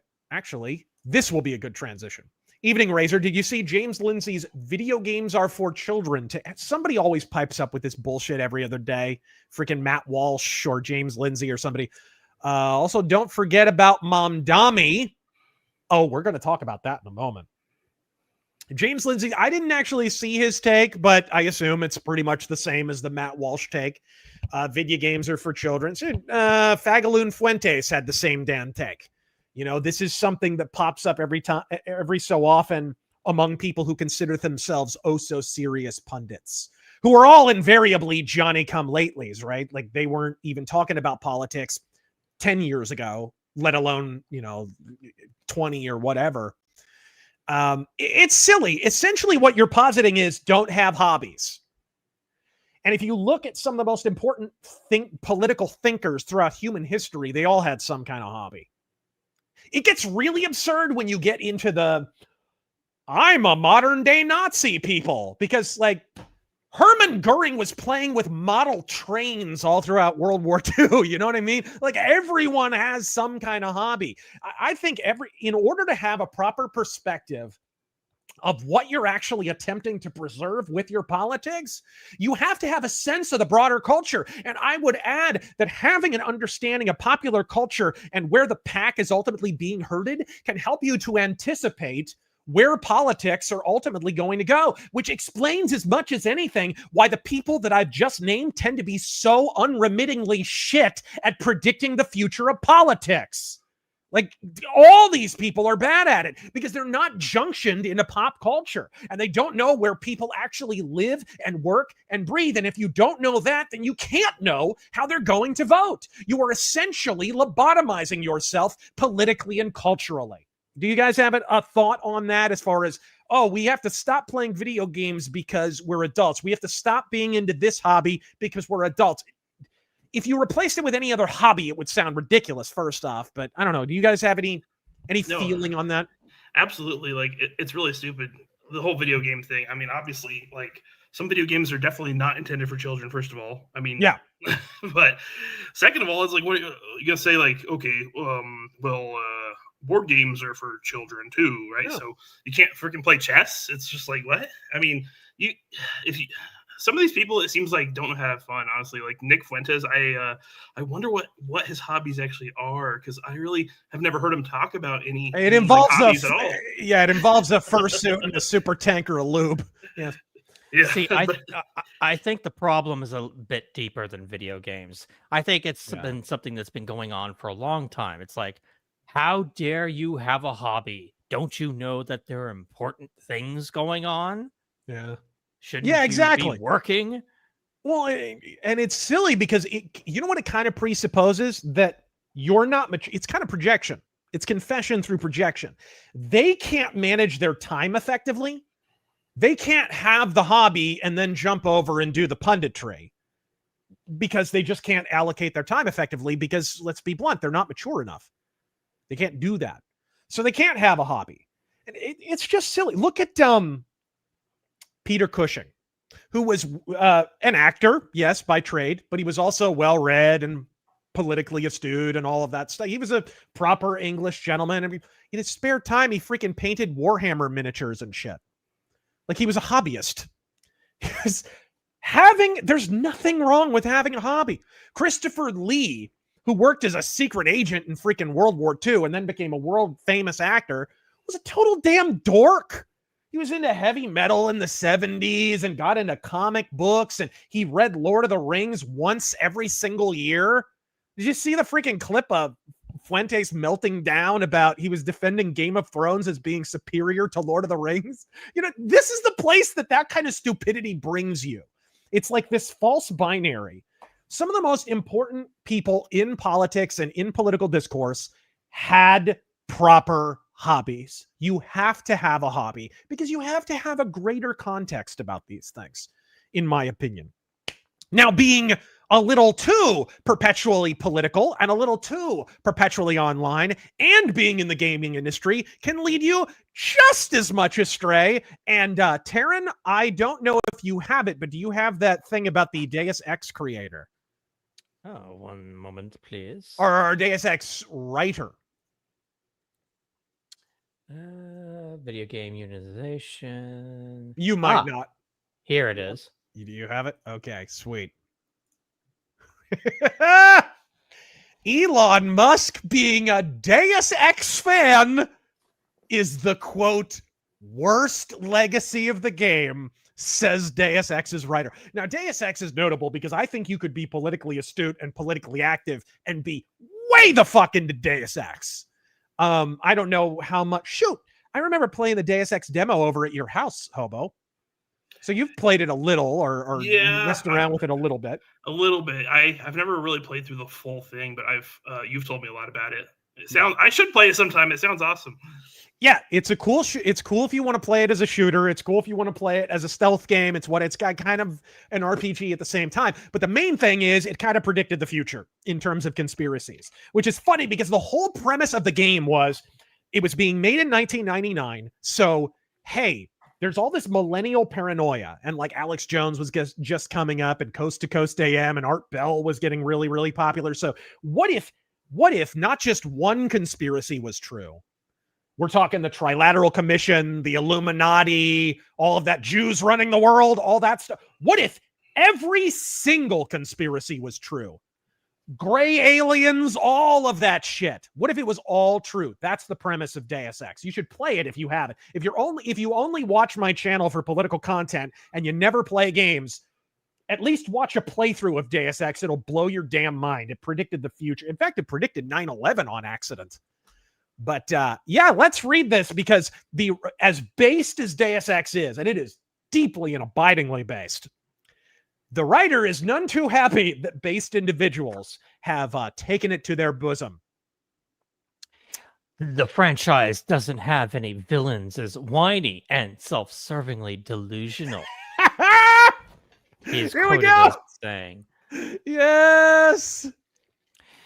Deus Ex writer Austin Grossman has hit out at mega fan Elon Musk, saying his praise is the worst legacy of the game. Action role-playing game Deus Ex launched in 2000 and was followed by a trio of sequels, including 2016's Deus Ex Mankind Divided. A number of spin-off games and comic books have also been released. The original follows cybernetically enhanced secret agent J.C. Denton as he uncovers a conspiracy tied to the pandemic and his own employer. Dude, it freaking predicted a global pandemic to give the government power to seize more control and create a globalist government. This is the storyline of Deus Ex, gang, in the year 2000. Deus Ex takes place in a dark, near-future world where a small number of enormously wealthy people are deciding the fate of humanity, writer Austin Grossman previously explained. The player stumbles into the middle of this and winds up being a pivotal figure, the sole honest, humble man in a nest of power-mad manipulators. Musk has praised the game several times. The storytelling is amazing. Used the artwork as his Twitter profile picture for a number of years. I remember that. Yeah, I remember. And even has a replica Deus Ex weapon on his bedside table. Weapon? Does he have a Gep gun? No, better. What He is has the revolver from Deus Ex Human Revolution. He's got a diamond back? Oh, I'm so jealous. Oh, it's so boss. It's so fucking cool. In fact, click on that link. Let's look at it real quick. Replica. Tab. Change tab. Oh my Change tab. God. Yeah, I know. Damn it. Slow Two down. barrel roll. There you go. Right there. Oh. Ooh. Oh. Yes. Why is that not a real gun? Right next to the diet caffeine-free Coke. How Just freaking drinking chemicals at that point. Sexy. My goodness, that is boss. Anyways, back to the article, back to cringing at Austin Grossman. Austin Grossman, by the way, who wrote how many Dishonored games? 3, and not a single one has a coherent story. Not a single one. Yeah, he can't be the only writer, can he? Blah blah blah blah. He also compared the plot of the first game to the COVID-19 pandemic repeatedly. Who would possibly draw those parallels except anyone with activity above the brainstem? Now Grossman, who co-wrote Deus Ex. Oh, co-wrote. There you go. Now that makes sense. Yeah. Alongside Sheldon Cotty and Chris Todd, has hit out at Musk.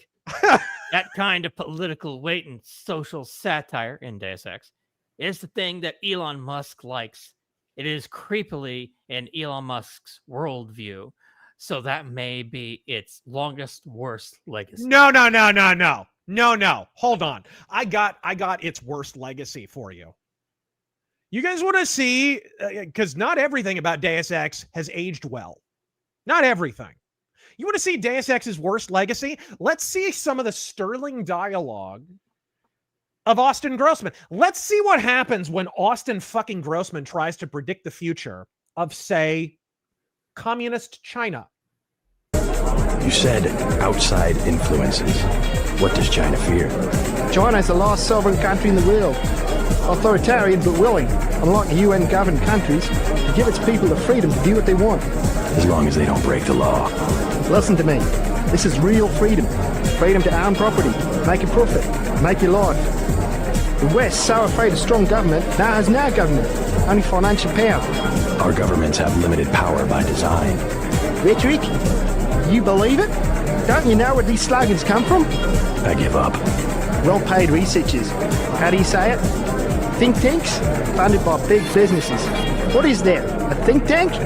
Hardly as sinister as a dictator, like China's premier.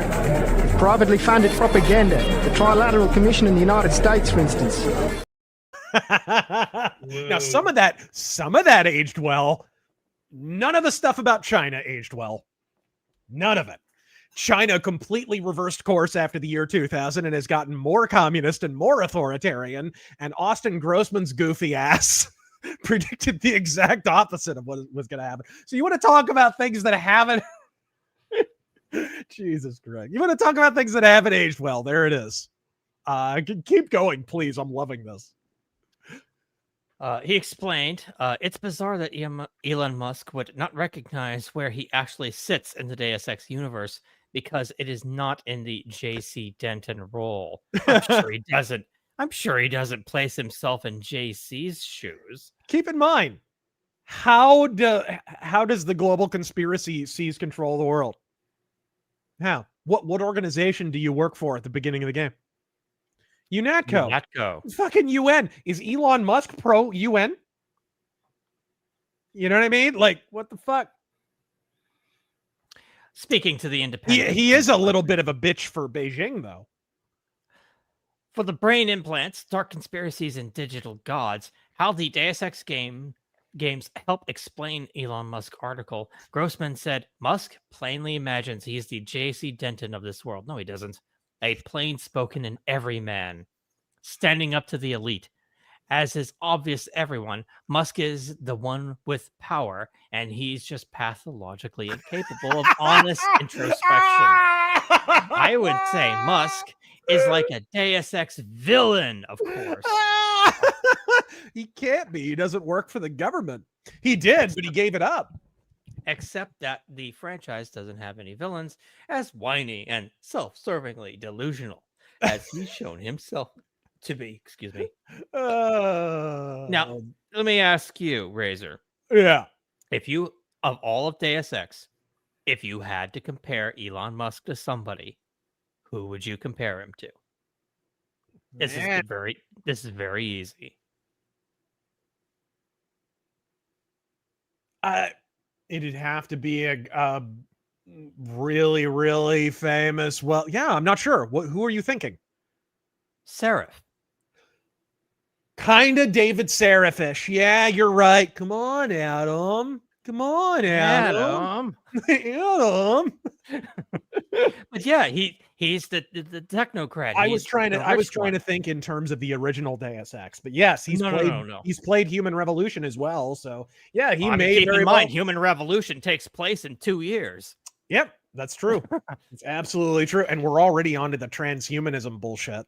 Yeah.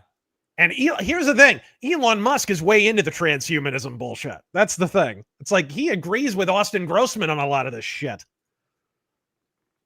Should I keep going? Yes, please, because after that, he adds a caveat. It's no surprise Elon Musk likes the Deus Ex franchise. He added, I've met more than one billionaire, and they're all like Musk. They can't look in the mirror of fiction and see anything that doesn't flatter them. Leftist guy who thinks he's a freedom fighter while arguing for the same central government that he depicted as being the villain in this game says fucking what? You bald-headed Bolshevik bitch. You ever seen this guy, by the way? He sweats soy fumes. Speaking to PC Gamer, Grossman said he probably went a little over the top in his 2022 rant. Honestly, I hope Elon Musk never Googles me because I'll then be murdered. In a perfect world. No. Oh, no. Disavow. Back in 2021. In Minecraft, yes. All right, in Deus Ex. Deus Ex lead designer Warren Spector said that he might not want to make the game today. The conspiracy theories we wrote about are now part of the real world. I don't want to support that. Hey, it's got Yeah, nothing I'm to not do with even supporting it. sure. Yeah, I'm not even sure what Warren Spector means by that. He's not quite making the same statement as Austin Grossman there. I think he's more so making a statement about like, holy shit, we kind of predicted real life. I'd rather that weren't the case. That's kind of how that comes off to me. I don't know how that grabs you, but Earlier this year, Musk said gaming was his one recreational activity, and he does it to quiet his mind. that's another thing, guys. Look how much Elon Musk has accomplished in his life. He founded PayPal and Tesla and SpaceX and all the other shit. In his spare time, what does he do? He has a hobby. He has a hobby. Maybe if you want to up your game, maybe, all the pundits out there who are really bad at being pundits and have to hire a bunch of bots to artificially inflate their profile online, maybe you wouldn't have to do that if you were channeling all your excess mental energy into having a fucking hobby like a normal oxygen-breathing human being. This is something normal people do. Fucking ridiculous. Some days are real tough, so playing video games is my strange solace. Yep. However, he's been heavily criticized by the gaming community for faking achievements and paying other players to level up his in-game characters for him. Yeah, that I was just gonna mention that. Like, doesn't he literally have someone like play his shit? Yeah, like I think Diablo or Pillars of Eternity. Not Pillars of Eternity. Is that what it is? PoE 2. What the fuck is that game called? Path of Exile. Path of Exile. Thank you. No, I think it is Diablo. I think it is Diablo that he plays.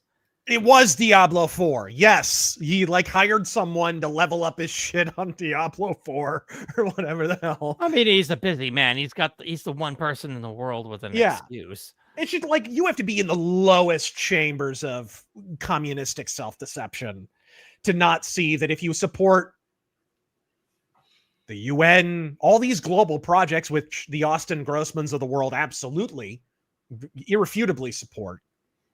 I mean, you're clearly on the asshole side. That's very obviously where you sit. You're not going to get at Deus Ex with less government. That's not going to happen because the UNATCO is not going to have jurisdiction in the United States of America. There is no UNATCO, incidentally. It was made up for the game, but it's just, it's always confession through projection with these guys. It always is. All right. Hey, Carson, I'm McLovin. The feds being in the San Francisco Bay Area. All these old boomers need their internet and Facebook privileges revoked from their retirement homes. Godspeed and thank you for joining us. McLeod. Clock solved the issue with the switches that interact with the triggers in Gen 5. To me, it seems like they're trying to move to a better trigger mechanism for competition purposes rather than a law. I don't know. I saw a more detailed breakdown of all the changes, and it does seem to me like they're trying to comply with the law. Reaper Grimm, people like to focus on the Founders erudition. They forget that they were still drunk, womanizing 20 to 30-something frat boys. They would find Trump hilarious. Washington would have sent the most heinous memes to Keen Jordan. I mean, dude, the printing press was it was the memes of that generation. What is join or die, if not a meme, ultimately? Ben Franklin sent memes, literally. All right, Normal Man, another day, another reason for corporal punishment. Godspeed. That chick is totally lying about her age for DACA. No way she is 29. Yeah, she looked a lot older. She had like gray hair, dude. Yeah. We do have a couple of Rumble rants. I can read those real quick. Please do, sir. Pizza Slayer, favorite pre-PlayStation era Final Fantasy. Mm-hmm. From, I guess me personally would be Final Fantasy 3, aka Final Fantasy 6. Right. What about you? What was it again? Pre-PlayStation era Final Fantasy. I I might like 5 more than 6. Yeah, I might go 5 on that. That's the one with Cecil, right? 5 had Cecil, I think. It's hard to keep track of the heroes. That one I really, the really early like. ones. Yeah. What about you, Hobo? I've actually never played any of the Final Fantasies, believe it or not. Yeah. Oh, okay. Of course, we all know the best one is Mystic Quest, right? DLive.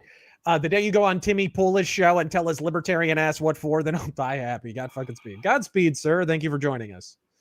All right. Oh, and to finish up that other one, he says Trump's casting Meteor on narco Terry boats. Yep, he is. That does fit with that chat. Hey, speaking of getting of dropping the ether on someone, did you see Mom Donnie? Folks, it's time for my favorite segment, your favorite segment, everyone's favorite segment. The Hassan Piker is a fucking retard minute. Yay! Yes. Yes, Yes, we need theme music for it. Really, we need a little intro that we can play.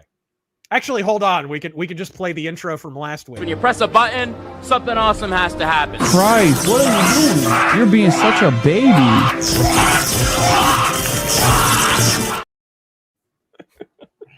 All right. The Hassan Piker is a fucking retard minute. Let's do it. Zoran Mamdani has publicly disavowed Hassan Piker on national television during the mayoral debates. Let's see his. I actually haven't seen his reaction. I find the comments that Hassan made on 9/11 to be objectionable and reprehensible. And I also think that part of the reason why Democrats are in the situation that we are in, of being a permanent minority in this country, is we are looking only to speak to journalists and genocide. And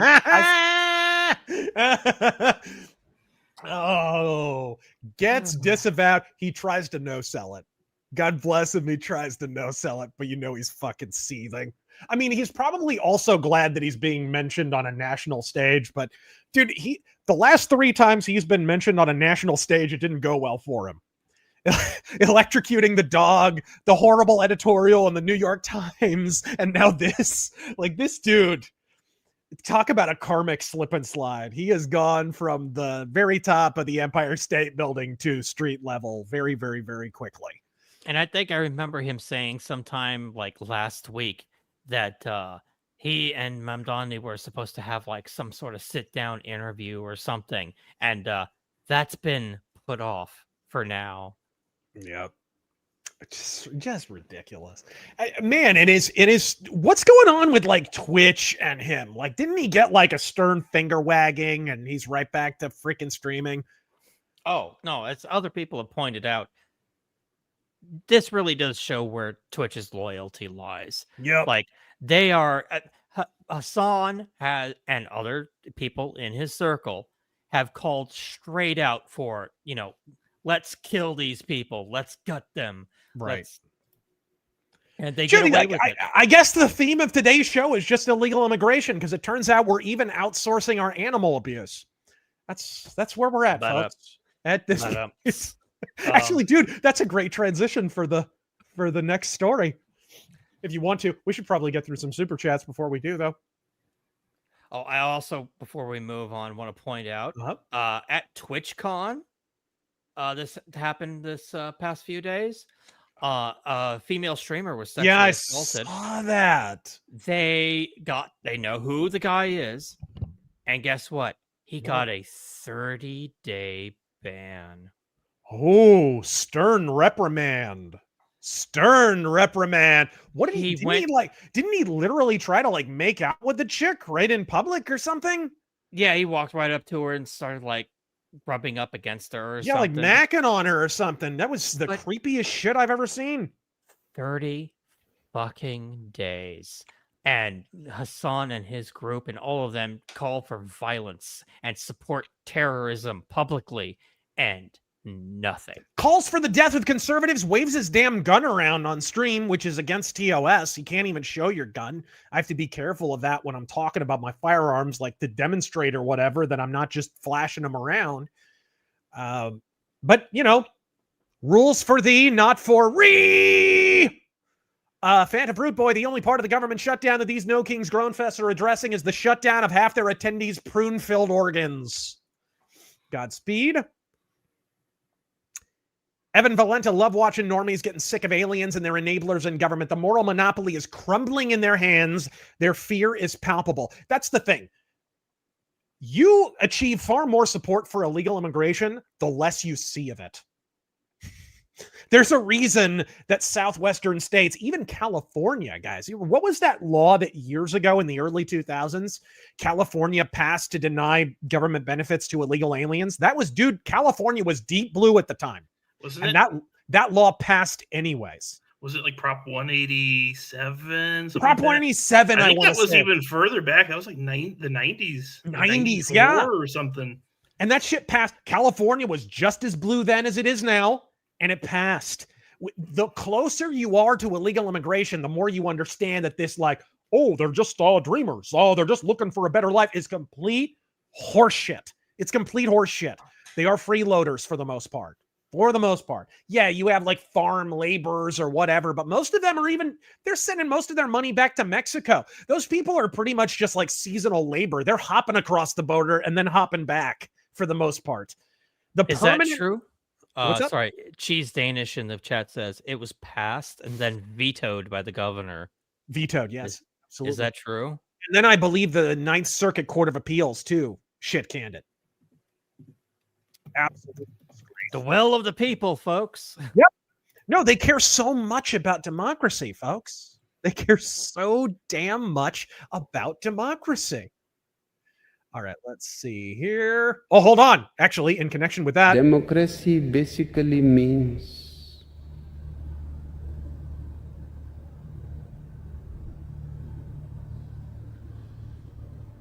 government by the people,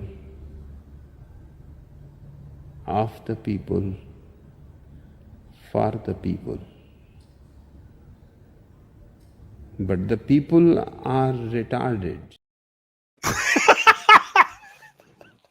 Sorry. That man knows what he's talking about. He knows exactly what he's talking about, folks. He knows exactly what he's talking about. All right. Adam Welch, I live in Wyoming. There were 100 people in my home city. There were only 1,000 people in the whole state. It would be funny if it wasn't so sad. It's sad because of how much they spent. Pleb of Reason, the No Kings protest, was also about the meme Christ is King. It was also a specifically anti-Christian protest using cover of an anti-Trump protest, which it also was. Inflatable costumes and overflowing diapers. They're called Depends, sir. They're called an adult undergarment. Get it right. What would stop Grand Tifas is taking away their Medicare. They would flip, dude. All right. No, they'd be out there for a good reason then. Ian Carroll's, it's about to go down in AZ and it won't be able to get back up. Anti-life alert. Godspeed, sir. Help, my regime has fallen and it can't get up. The loner. You could always tell when it's the first of the month at a grocery store. Can't you, though? Can't you, though? You ever get stuck behind one of those people in line at the grocery store? I'm convinced that's one of the reasons, beyond trying to save money on salary, that self-checkout became such a big thing. Because there was so damn much EBT. And you get stuck behind one of those people, dude, it's like they're attempting complex financing tasks through the damn machine. I hate that. I fucking hate that. It's the rudest shit. And you ever get stuck behind the person who has multiple EBT cards? And they're fucking, oh, maybe there's some money on this one. Oh, maybe there's some money on this one. You're there for like 20 minutes. Oh, give us your EBT horror stories, RazörForce. Oh, it's brutal. Yeah, with full 2 cards says splits. Oh, good shit. No, this says it's supposed to be on sale. Thank you, sir. Thank you, Fiesta Cat. All right. Look at Rand Paul's voting record under Obama. He's always been a snake in the grass. I think he's part of, you have certain people who, under ideal circumstances, would just be libertarian or Reform Party. And they're Republican because that can get them elected. And I think Rand Paul falls into that particular phylum, is really what's going on there. All right. Hey, Razor, which book should I start reading? Elric. I tried to look it up and just confused myself. I made a video on this subject. Look it up on YouTube. It's called Enter Elric of Melna Benet. No, it's not a gay porn. Enter Elric of Melna Benet. It's a Razor versus Comics, I think.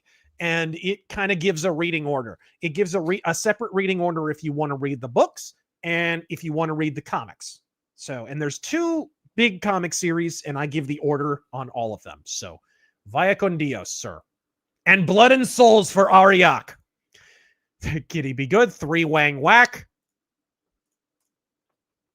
Evan Valenta, remember all corpos derive the vast majority of their power from governments. This is absolutely true. They can buy some small officials to help them, but they answer to their bureaucratic overlords who will dispose of them if they step out of line. Exactly. This is why corporations stump for more government, not less government. They stump for more regulations, not less. This is the fantasy that all of us grew up with, that all of our heads were just power injected with in public school. The lie that big corporate fat cats are dismantling corporate regulations. No, they're not. They want as many regulations as possible. If this was factual, then why is Microsoft spending $21 million every year, if not more, trying to bribe the government into passing more regulations? They love regulations. It's a barrier to entry for their competitors. It gets them sweetheart deals from the government. They get extra benefits with regulations. There's a give and take there. So it all comes back to government. Analog Mind. We do have a faint hope in saving Virginia if we win the AG race. Yeah, that's not going... Dude, don't look now, but that race is suddenly competitive. I don't know if it's going to wind up going the Republicans' way, but have you guys seen, before we move on, some of the numbers out of like New Jersey, Virginia, some of these races that were like, they were going to be solid blue. This was the Democrats. Crazy. It was the Democrats' election to lose. And now some of them, they might be losing. They're at least within striking distance. They're actually getting a little bit closer. Have you seen some of this stuff? Yeah, especially in New Jersey. It's crazy how close it is. Insanity. It really can't be emphasized enough, the degree to which that is just a profound failure, because it was all teed up for them. Democrats, there's a mathematical reality of midterm and sub-midterm elections that, you know, whichever party has to defend the most seats is inherently at a disadvantage. The Democrats had everything teed up for them. There was no reason for them to struggle in this election. For this to be competitive is evidence that Trump is doing well, quite contrary to the media's narrative about him right now. But thank you for that very much. Hassan Minute should be the lightning guts, sir. That's not bad, actually. 12 years ago, I worked at a store, and every day the local drug dealer would come in and buy everything with EBT. Always had new clothes and $200 headphones on. I believe every damn word. It's a complete scam, dude. And if you try to do away with it, woe betide he who utters those words. Because that'll be the last thing you ever do in American politics. All right. Oh, and the guy is getting paid under the table. He's talking about the illegal aliens from earlier. The guy's getting paid under the table working construction. Yup. And they aren't married, so she's claiming all welfare benefits. I believe it. This is the real face of illegal immigration that you guys witnessed. Democrats love to keep these things really nebulous and far away because from a distance, they look okay. Kind of reminds me of an old Raymond Chandler quote. An old Raymond Chandler quote from, I forget, is it The Long Goodbye? From a distance, she looked like $1 million. Up close, she looked like someone who was meant to be seen from a distance. That's the issue of illegal immigration, folks. Alrighty. Sonic Boomers, Obama's shitty policies are finally blossoming into a full goatee. Cash for clankers, Russia, Affordable Care Act, DACA, and so on. And left and some of the center are still refusing to admit the right was right. The programming is powerful, gang. It's powerful. Hold on. I just saw Sir, please redeem the CDR, sir. I need to drive truck despite not speaking English, sir. Praise Vishnu. God, they tracked that guy down, I heard. Yeah. You heard about the newest trailer, the newest truck crash, right? Yes. Actually, you know what? Could you pull that up so we could see that real quick? Because I only heard a little bit of that. Yeah, I saw that and I was like, wait a minute, am I getting deja vu here? Because I just saw another video like that. That will transition nicely into us talking about Indian immigration. If you've got that, Terran Gell, and I'll read some more while we do. Yeah. How the fuck do illegals even qualify for a credit card, let alone accrue hundreds of thousands in debt? Well, I explained that. They steal your identity to do it. I dated a girl who had a social security number that, because of the way the numbers were arranged, was it was easy to like pluck the number out of thin air, right? So she had illegals on the Indian reservation in northern Arizona, like a dozen of them, all using her social security number. People in Colorado, people in New Mexico. She had like dozens and dozens of people using her social security. So every time she'd apply for something, try to buy something, whatever, she always had to deal with a whole bunch of red tape because she, you know, drew the short straw in the social security number lottery or whatever. But there are people years ago, you remember in 2012, that whole scam out of Florida, where that couple installed skimmers on Target stores on the credit cards. Right. The credit card that happened machines. recently too, actually. Yeah. Both of them were illegal aliens, and they were trafficking all the stolen doxed information to other illegal aliens. The rise of identity theft in America is directly concurrent with the rise of illegal immigration. In fact, I would argue that if you look at identity theft statistics, you get a more accurate verity of actual illegal immigration numbers than if you look at the stats. Because, of course, who's going to report that they're here illegally, right? And, of course, the government has a vested interest in downplaying and padding those illegal immigration numbers to make themselves look better. Let's see this. Illegal immigrant truck driver in fatal California crash should never have had a license. Department of Transportation report. Transportation Secretary gives state 30 days to revoke non-compliant licenses or face funding penalties. Yet another one. Here we go. Let's hear this. President Donald Trump's Transportation Secretary Sean P. Duffy issued a bombshell report Thursday night accusing California of violating federal law by issuing a commercial driver's license to a foreign asylum seeker whose semi-truck crash killed 3 people earlier this week. Foreign asylum seeker. Fuck you, Fox. Fuck you. Keep going. The report alleges that Governor Gavin Newsom's administration ignored a federal order to halt non-compliant licenses and revoke improperly issued credentials, a failure that, according to Duffy, cost 3 innocent souls. Let's not forget 3 innocent souls again. This is not the old story. This is everyone has seen the glorified snuff film of the truck driver trying to pull a U-turn in the middle of a highway and killing. Was it 3 people? A family. One person. One person was killed. There were 2 like casualty, like they were wounded or something like that. No, but I think they all died. They all died, really? Yeah, I think it was a mother, a father, and a kid. I think. Maybe people in the chat can correct me, but I'm pretty sure it was a family of 3. Ugh. But that was what, a month or 2 ago? Yeah, that was a couple of months ago. Yep. Yeah, it was 3 people.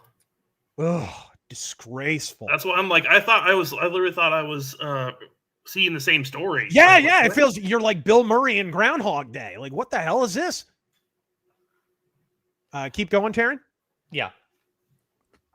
California also allegedly violated federal law by upgrading the non-domiciled commercial driver's license, the CDL, of the Indian national tied to the fatal crash, Jashan Preet Singh.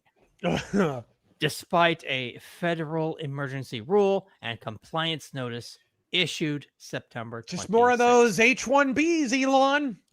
More of them H-1Bs. Fantastic. This is the highly skilled labor they absolutely have to import. My prayers are with the families of the victims of this tragedy. It would never have happened if Gavin Newsom had followed our new rules. California broke the law. Now 3 people are dead and 2 are hospitalized. These people deserve justice. There will be consequences. There better be. This is directly Gavin Newsom's Some fault. financial consequences is not going to get the job done, asshole. There needs to be some serious nut cutting, period. Like more like governmental castration. In fact, I wouldn't rule it out medically. Anyway, continue, please. California issued the CDL to sing on June 27th, according to federal records. A Department of Transportation audit on September 26th. This guy got it in June, and already people are dead? Yep. Flagged significant compliance failures in the state's licensing process. Yet on October 15th, officials reportedly upgraded the driver's license despite federal restrictions. All right, that's it. That's the smoking gun. Whoever's name is on that form, you put them in jail because they got 3 people killed. Oh, dude. Yeah, 100%. I mean, and this happens at the DMV. This happens at all kinds of different places where really it's just like wink, wink, nudge, nudge. We totally don't give driver's licenses to illegal immigrants. We totally don't give work permits to illegal immigrants. Wink, wink, nudge, nudge. Like it's that kind of thing. An open secret. It's been this way for a long time. Talk to anybody who's ever worked at the DMV. They'll tell you. And they certainly don't vote with these licenses. No, absolutely not. Just 6 days later, on October 21st, the license holder was behind the wheel of a semi-truck involved in a fatal freeway crash that killed 3 people. Yep. The Department of Transportation has given California 30 days to identify and revoke all non-compliant licenses or risk federal funding penalties. Now, people need to be locked up for this. 100%. This is just absolutely disgraceful. And then just a bunch of comments of people being pissed. Yeah. My God. That is a great transition to the Indian immigration story, actually. Right. Mia? Indian manufacturing. There we go. Illusion of innovation Indian unicorn company becomes a corporate cautionary tale. They're beyond the H-1Bs and constantly importing all of this super skilled H-1B labor that winds up carrying out a lot of these tragedies. There's this new kind of talking point you guys may have noticed that as we sort of decouple from China a little bit, India is really driving hard to the hoop. Oh, we've got to replace China with India. And so we are just firing money at Indian companies. And, well, here's the cautionary tale. For years, India has marketed itself as the world's next great innovation hub, the emerging Silicon Valley of the East. Politicians, business leaders, and industry groups have celebrated the nation's engineers as global talent, proudly pointing to every Indian origin CEO leading a major American tech firm as proof of India's global prominence. Have you noticed that, by the way? There's a lot more Indian CEOs the last several years in big tech. Yeah, Microsoft's and Google's, I think, both. Yep, absolutely. I think it's just as a way to, I use the term incorrectly, but to smuggle in more Indian workers, just as an excuse. Oh, 100%. We have an Indian CEO. We should have Indian workers too. And it's, you know what it really comes down to? I'm going to get off on a rant here. A little Dennis Miller moment. Oh, a little pause. No, look. Oh, wait, I just need a place where to cut it, okay? If Trump is 1/septillionth serious about increasing American manufacturing, to decouple from communist China, as I said, to decouple them from the U.S. economy. Are we not going to have to start asking some hard-ass questions and confront some merciless truths about the role of labor and unions in the demolition of the American middle class and the buying power of the American and the value of the American worker in this country? Like, they're not hiring Indians because they're experts in their field. Look how they drive, for fuck's sake. Unless, of course, you consider shitting in a river to be a field of expertise. Then they're fantastic. They're hiring them because Indian labor regulations are non-existent and they're cheaper than Ariana Grande's dinner bill, bitch. That's why they're hiring them. And it's because we've essentially priced our workers out of the market.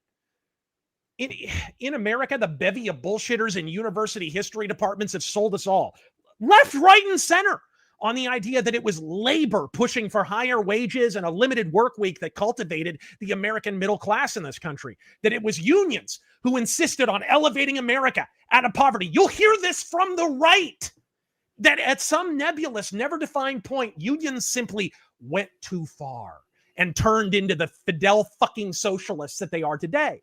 And if you insist, the fact of the matter, which is that that's an inversion of the truth, many on the right, and this has happened to me, they will ream you to completion, particularly as the right tend to actually work for a living, meaning they're often married to one union or another. It's just something you have to do.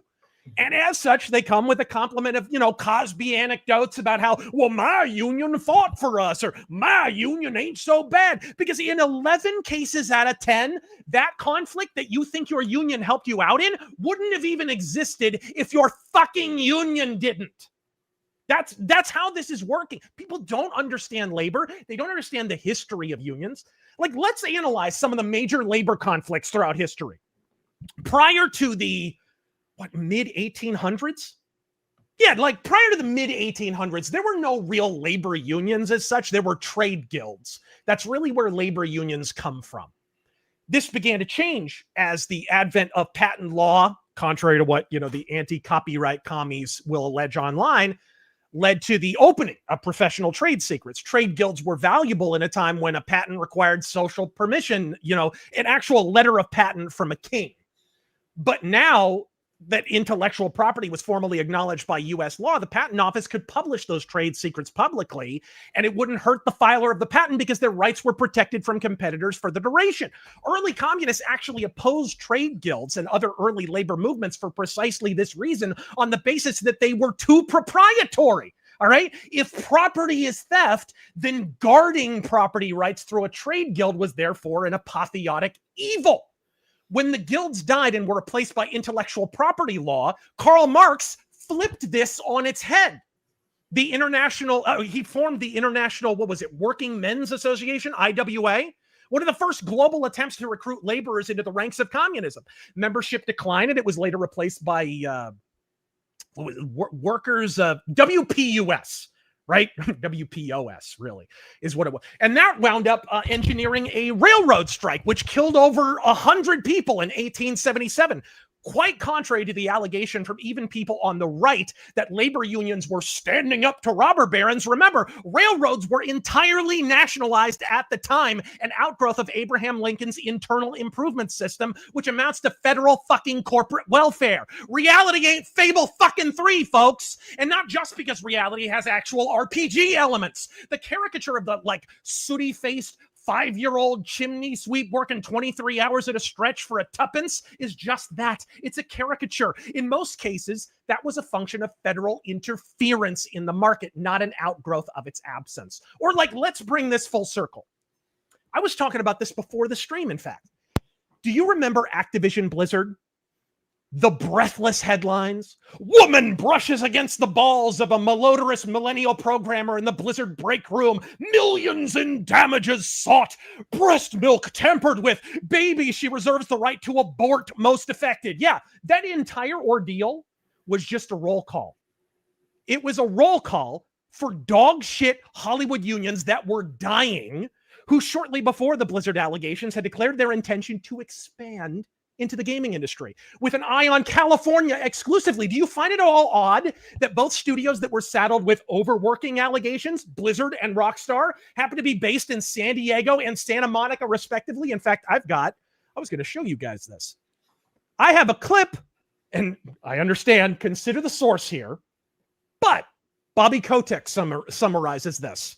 And when you look at it from the perspective of corrupt unions, he's got a point. The Communication Workers of America Union started looking at technology. They kept losing because they represented like the News Guild, Comcast, and they realized they're losing members at a really dramatic rate. So they got to figure out, how do they get new union members?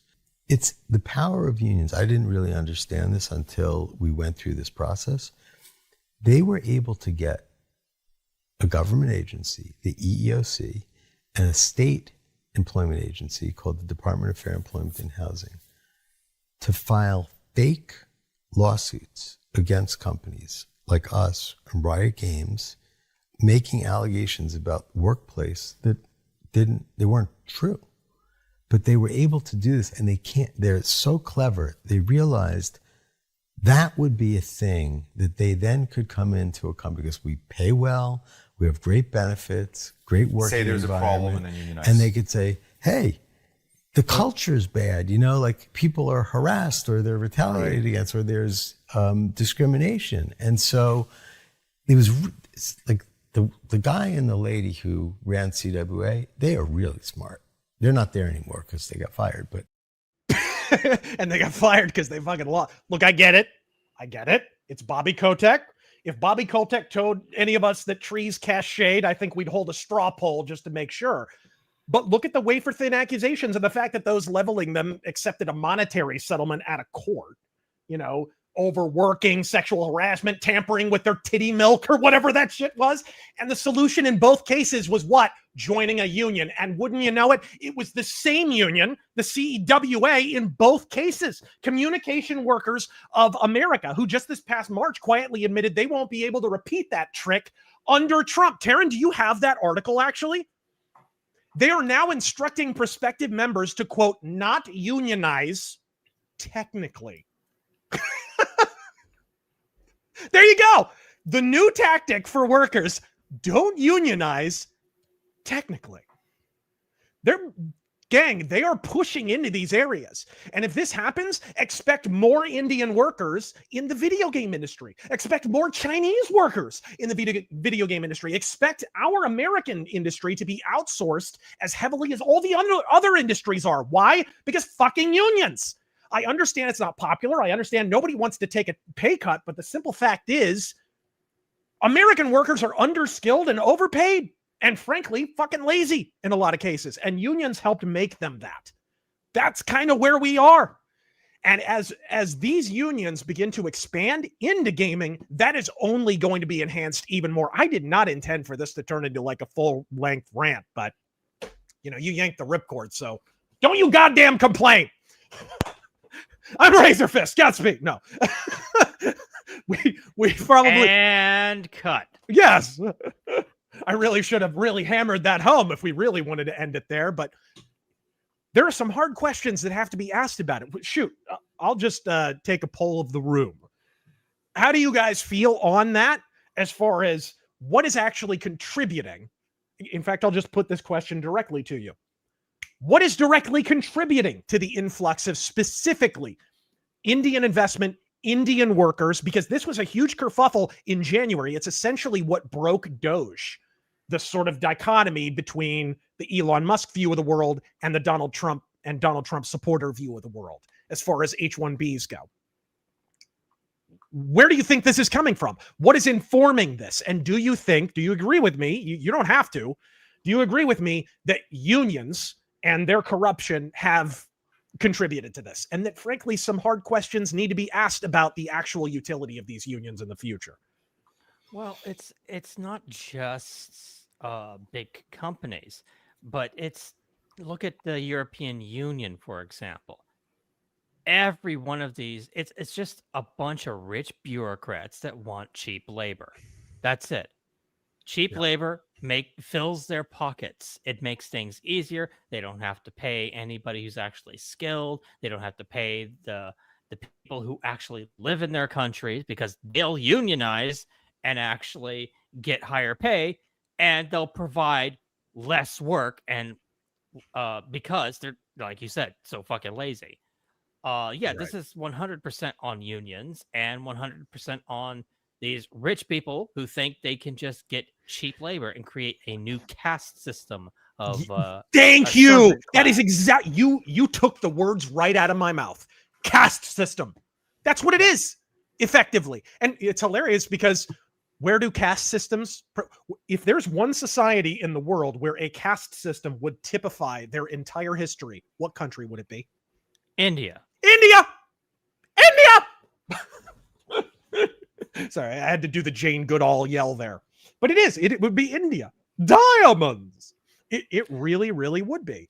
And of course, that skews right into my whole argument of the European Union was expecting to be at war with Russia by now, but Trump stopped them. That's why they allowed the import of all these immigrants, because they were going to send out all of their native population to go fight and die in a war. Yeah.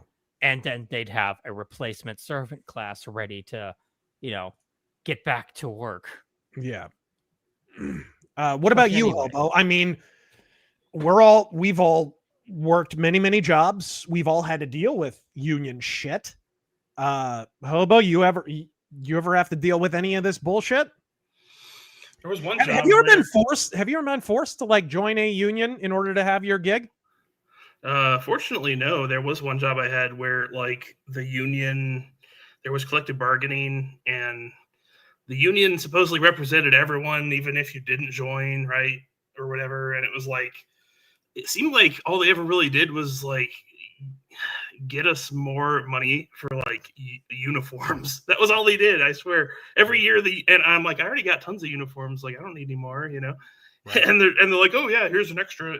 We got more money for the uniforms, and then you had to pay all the people who did pay the union dues. It was like, it kept going up, and it was like really hard to cancel to get out of it. So most people, it was one of those things where it's kind of like your gym membership that you never use. They just keep paying into the union membership, and even though they don't get anything out of it, really, right? Right, exactly. All right. Wait, did you not like Fable 3? I didn't say anything about the quality of the game. It's just all the Fable games have that goofy Bob Cratchit view of the fucking world where there's all these like preschoolers running around with soot all over their face. Oh, could I please have some more? That like Oliver Twist tanky horseshit. And that's not real life. That's a cartoonish, like Brit Bong Bolshevik kind of view of the world. And unions sort of rely for their entire existence on the perpetuation of that myth of like, well, if we don't throw all our money at these corrupt unions that are effectively arms of the government at this point, we'll be at the mercy of the robber barons. I did a whole video on this subject. Actually, there's a great book that you should read, The Myth of the Robber Barons, about this, that really makes clear that what we consider to be a robber baron today would have been impossible without government subsidies. We really didn't have robber barons as such until the government started just handing out money to people. I use the example of the Collins line of ships versus the Vanderbilt line. It was a cool video. I'm still like really, really proud of that one. But that's a good example of what I'm talking about here. Let's see another one. To Vivil Scratch. Hope you're well, Razor. I got my hands on some interesting retro superhero stuff and wanted to share a VHS collection of the Masked Marvel series from 1943. Ever heard of it or the Masked Marvel? I've heard of the name, but I've never read any of the stuff. Godspeed. Matthew Hammond, what about the $100 billion government contract fraud found by O'Keefe's OMG that laundered money through minority shell companies to Accenture and McKinsey & Co.? I haven't seen that. Did either of you watch the recent O'Keefe investigation? No, I didn't get a chance to. No, I haven't seen that one yet. Yep. Andy Leary, I've never met a union advocate who was ever a union member at any point in their life. once you actually have to, like, okay, teachers, to get certain basic stuff, you basically have a gun to your head and you are forced to join. Like, if you want to join the AEA in Arizona, the Arizona Education Association, the local union that can actually get you stuff, they put a gun to your head and force you to join the NEA, which anyone who's followed the last several election cycles knows the NEA is essentially just an arm of the Democratic Party. They're not even a union anymore. They're just a government arm. They always donate to Democrats. They stump for them during that Red for Ed horse shit. You remember that, guys? The NEA were up to their nads in that, or their lady nads, as the case may be. All right. And that kind of strong arming goes on all the time. All the time. Just try out. Weird how since I was a child, there's always supposedly between 10 and 15 million illegal immigrants in the country, but now I'm in my 40s and the number never changed. Press X to doubt. Isn't that odd? Isn't that strange? Like I said, I think if you looked at the rate of identity theft, you would probably get a more accurate verity of what the actual illegal immigrant, because, dude, 95 to 100% of them, they have to have some kind of identity theft to continue to live here. The difference between a corporate boss and a union boss: a corporate boss pays you, a union boss is paid by you. Very good point. India's superpower 2030, sire. Godspeed. I do drug tests in my office, and the plurality of them for DOT are Somalis in Gucci tracksuits. We're being defrauded on a massive scale. Yes, we are. The Britmaster, all the major unions here in Germany are in favor of open borders, and they are loud about it, not just quiet. They are at the forefront of protests. Gosh, unions have always, you look at the early communist riots in the early 20th century, the late 19th century, dude, unions were up to their tits and all that stuff. Look at the Seattle dock riots. Thank you, Barb Rogers, for the super sticker. I don't even know what super stickers are. Do either of you? It's just they pay money and send a little sticker in YouTube. Well, Godspeed. Us U.S. auto workers hate the auto worker union. Hate. Do you think Dems will go the way of the old Whig Party and disband if they continue to double down in death spiral? If they do not begin to recognize, and I don't even know if it's correctable, really, but if they, you know what? Rather than me respond right off the bat, because I have my thoughts.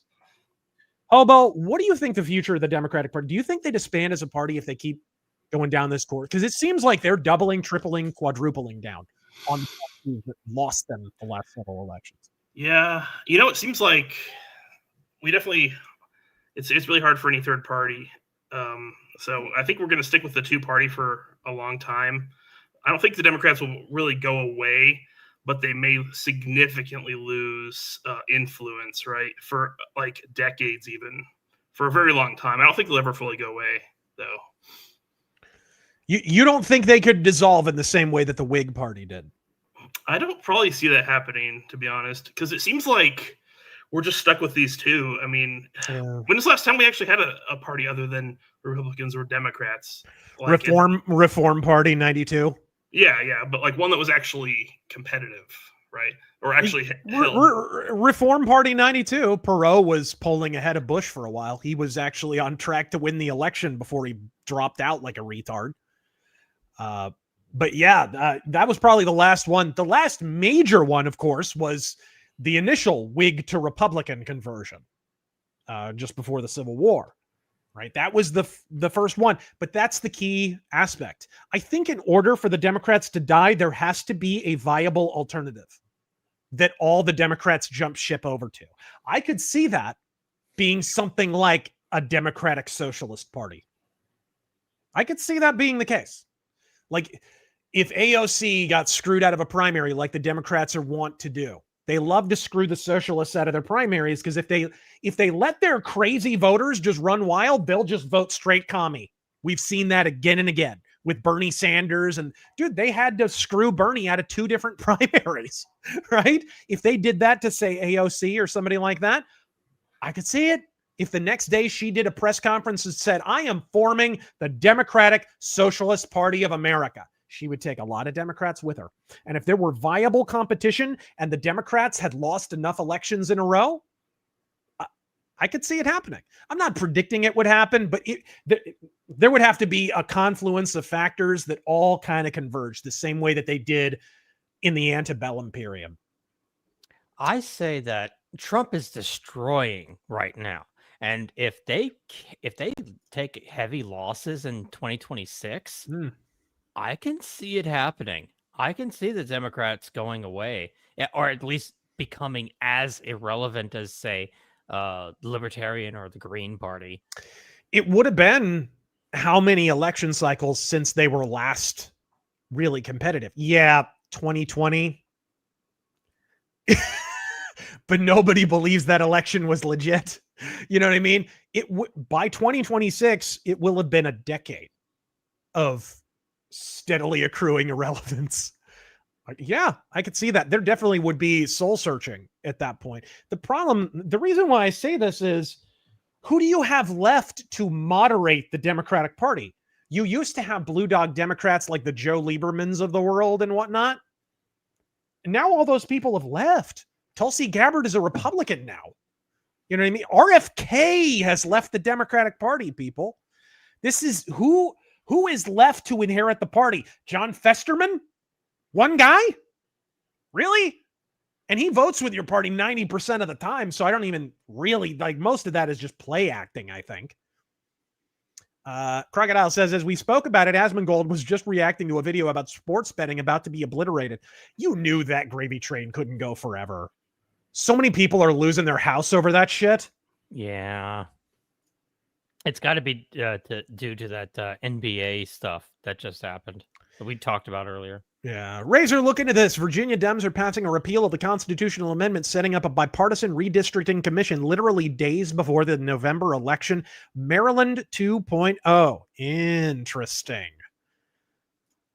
You're hearing them. Isn't it interesting after all those years where Republicans were saying, hey, we need to redistrict so that there's more Republican representation, and Democrats shouted them down as, oh, you've already got all the representation you need. Isn't it wild that after losing several elections in a row, Democrats are suddenly all about redistricting? In California, in Texas now, they're trying to run a scam. Interesting. All right. The assassin of the gray comrade Commissar Bernie was not screwed out of anything. He took a payoff to drop out. Well, that is true. Hey, I stand corrected on that. I said that myself in my own rant. Dr. Dipshit, my union got 1/3 of us replaced with Haitians. But Conan O'Brien told me that Haiti is already great. What the fuck? Are you in the cannibalism business by chance? I know, just in case. All right. Ooh, who's cooking? Ilyana, with all these talks of government programs, what are your thoughts on Virginia's disability? Oh, yeah. VA disability. Well, I mean, yeah, I assume that would be affected by the government shutdowns and everything. Here's the thing. The VA is so freaking shit as it is. We're how many years removed from that massive VA scandal under Obama? You remember that?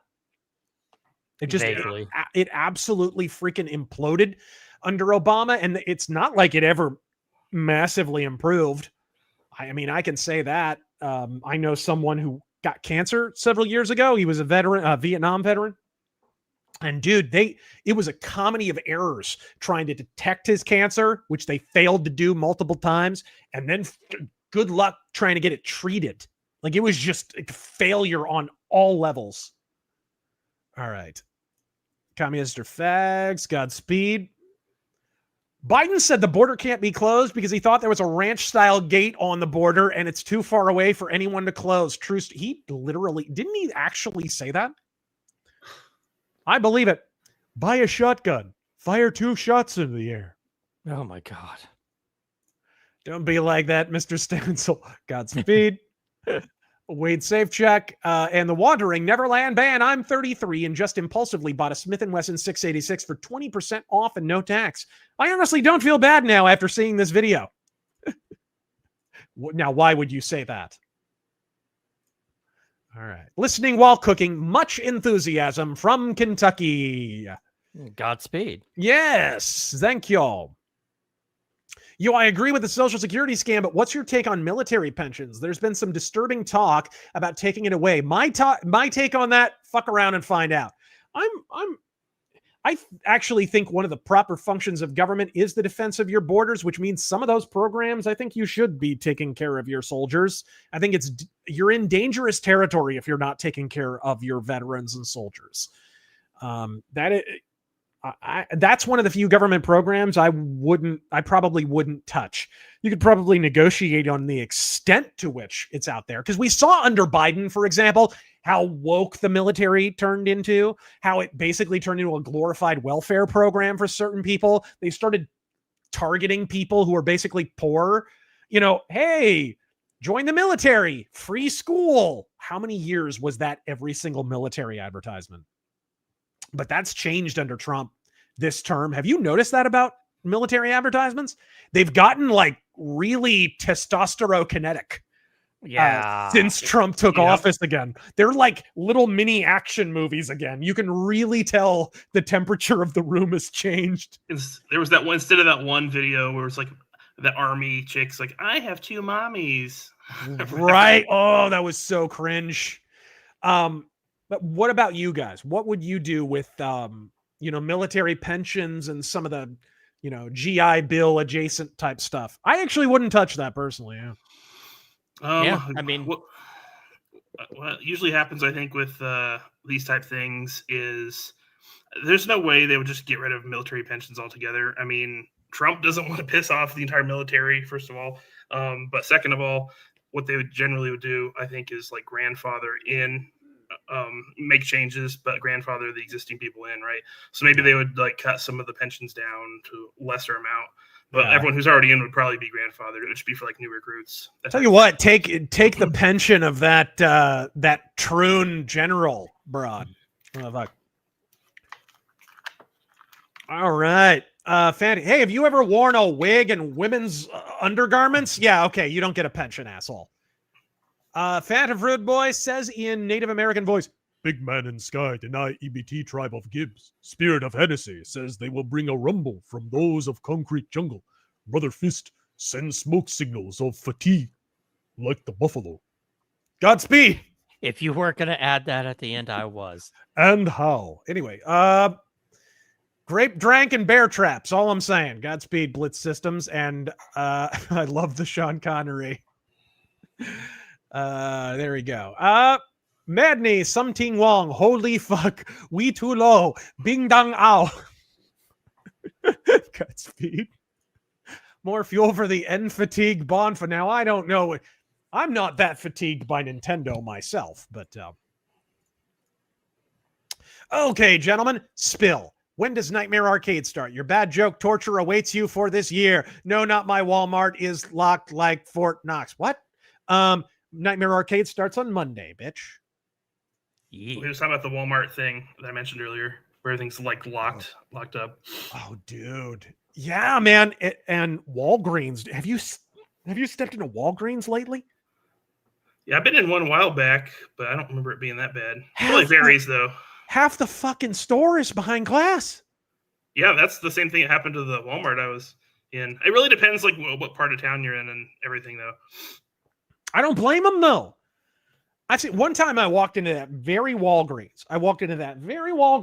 And somebody literally, this is around the time of COVID, just walks over. There's like the cosmetic section right there, armload of shit. The cashier's like, no, excuse me.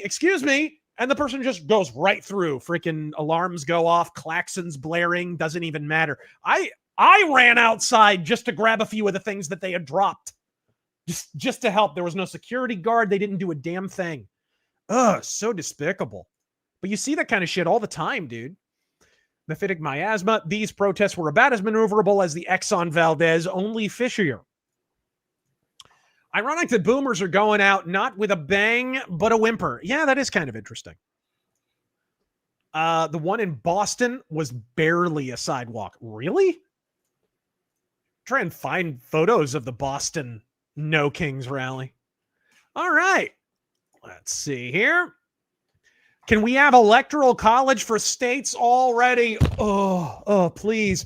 I'm sick of states becoming blue, but mostly red because of cities. As I said in my state electoral college now rant, the problem that the electoral college was intended to address on a national level is now a bigger problem on a state level. Do you think you could read through a few of these, Terran, or... Absolutely. Do you have access to all that, or can you unstar them? On StreamYard? Let me check. I don't think so. No, I still don't have the correct permissions or whatever. We got to work that out later. Yeah. Let me go to the beginning. I know some really generous people donated at the beginning of the stream before we even started up. The Great Scalzini. Harry, don't think of it as Trump taking an F-14 dump on your head. Think of it as Trump. I read that one. I read that did? one. Yeah, these might be old, and you might need to like refresh. Oh. You'll have to leave the room and come back, but. Oh, no. For some reason, my thing. Never mind. Did you read the one from Big Mike? No kings, no walking, no thinking, no working. Yep. Oh, you did? Okay. Yep. Yes, I might need to refresh Mia. One second. No problem. Take your time.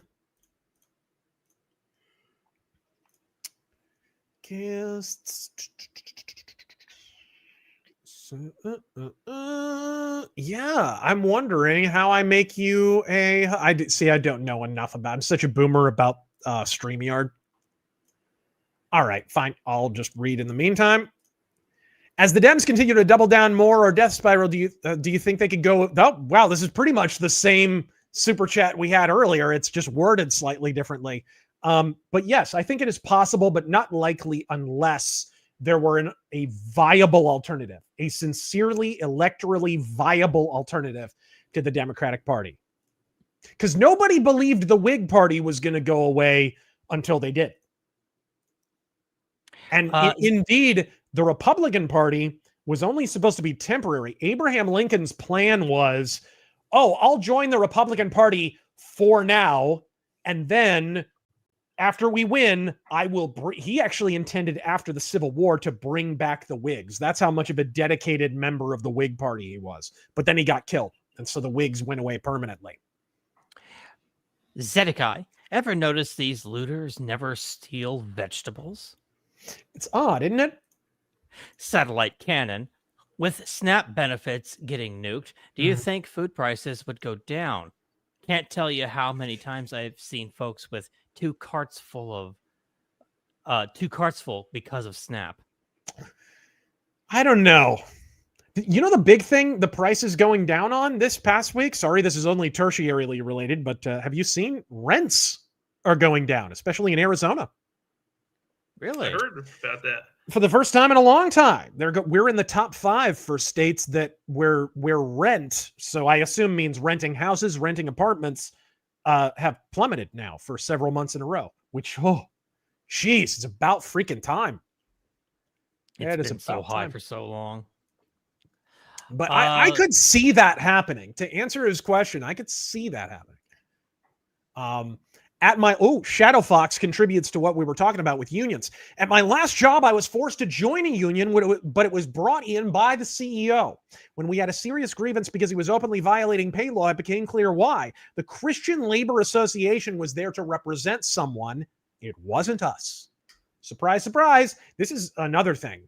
And fellow Christians out there do need to own up to this. Our Christian charities are trafficking organizations in a lot of cases. They are implicated in illegal immigration, some of these corrupt labor politics. They're right there.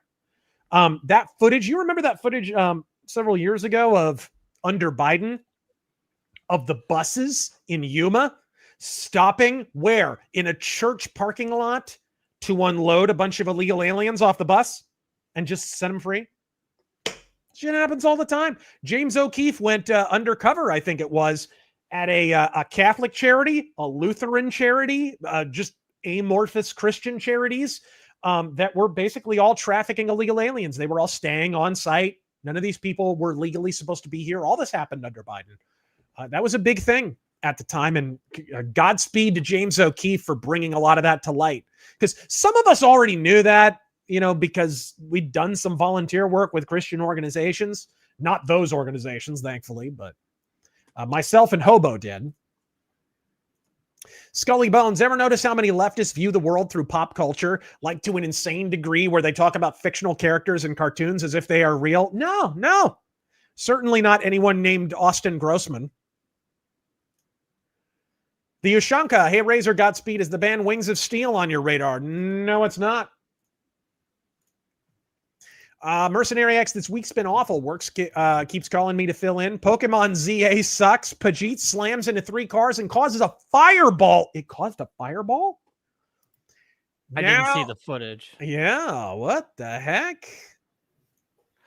Search 9K, thank you for that 5. Uh-huh. Blar, getting off of food stamps was great when I did it. Hey, good for you. Yeah. Actually, you know what? Why don't I just bring up the chat and you read it? That'll be better because then I can unstar it. Okay. I just appreciate just to save my voice from having to read them all. Yeah, the Azure or Brenton Whitley. So get this. Apparently, old Tim Pool is going full reconstruction and advocating for the Lincoln occupation of deep blue states. There's few shitty positions that Tim Pool hasn't taken. All right, here we go. Herb seasoning, or is it herb seasoning? I remember being called a conspiracy theorist when I said all these retirement communities are de-voter mills via mail-in ballots. I mean, a lot of those ballot harvesting operations in 2020 were at it. Dude, Sun City was, oh my gosh, it was festooned with that nonsense. You already read this one. Interesting thing about the mail-in ballots. Actually, when I was just back in Phoenix visiting, yeah, look, my parents, there was some special election. I don't know if it was in your part of town too, but like apparently it was about just some override thing for like the schools, right? Which they always need more money for the schools, whatever. It's just like 0.5% sales tax, whatever. And the schools are doing so well because of it too. Right. But the thing was, the election was mail-in ballots only. That you couldn't even do it in person vote. Yep. I was absolutely. Like, isn't that against the law? Is there no law against that? We tried. The Arizona Republican Party is trying, as fumblingly as they have, to get rid of mail-in ballots. Dude, I told Arizona Republicans, prominent people in the Arizona Republican Party, this needs to be your number one issue all the way back in 2018. Before they screwed Martha McSally in that Senate election with mail-in ballots. It hasn't gotten any better. Chairman G wants no Wang. Shadow Warrior disapprove. I want a real Shadow Warrior game instead of the last couple really shitty ones. There we go. Everybody Wang Chunning tonight. Yeah. Fantastic. Jex Dino God. What left less of a cultural impact?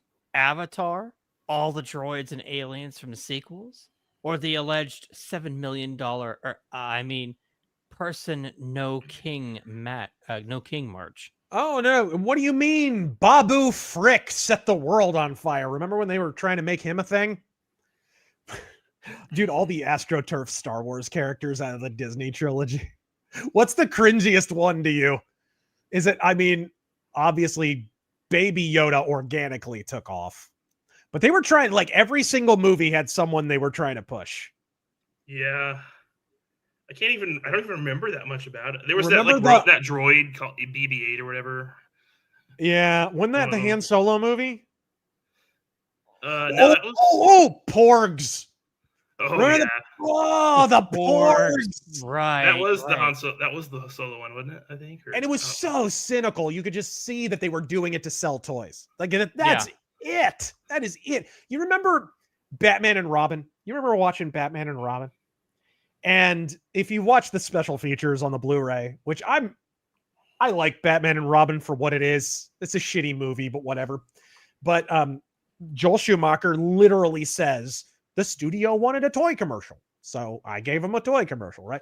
But you remember at the end of Batman and Robin where they're gonna assault Mr. Freeze's lair, and so they're like, Robin, Batgirl, and Batman all get in their individual cars that have their individual special Batmobiles with their individual missile launchers and shit, so that they could go charge Mr. Freeze's lair. And it's like, Jesus Christ. Not being very green there, are they? Right? Buy it now at your local Walmart store. Like, it was just so obviously a toy commercial. That's how it came off in the Star Wars sequels. That was every single movie, dude. Okay. What are your thoughts on Japan's new PM? I don't know much about him. Her and Her? she. Okay. She wants. I have not been. That's how little I know about him. She wants mass deportations. I heard she's Good also shit. a metalhead too, actually. Well, Japan. Guys, this is the country where Yngwie Malmsteen beat Celine Dion on the charts. Like this, they like metal. They like metal a little bit. Just a little bit. Doom gaze. I can just imagine the hysterical affluent liberals now. Please don't destroy us, Colombia. We surrender. It's just that evil orange man. Yep. Kongilian or Kongilian or however you want to say it. Yeah. Orange and white Coast Guard. A10 warthogs now. Can you give us your best brrr? Here we are. Hobo with the Burt, bringing the heavy lumber.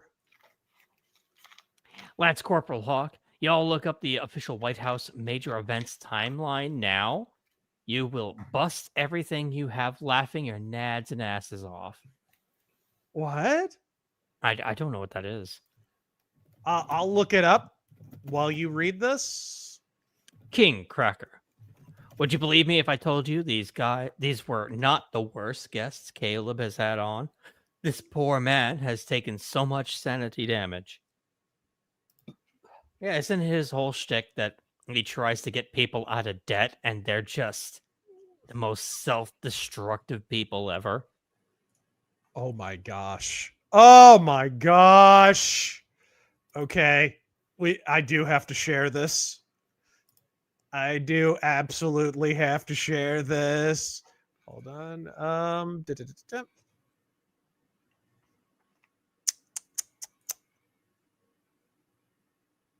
Oops. That won't do.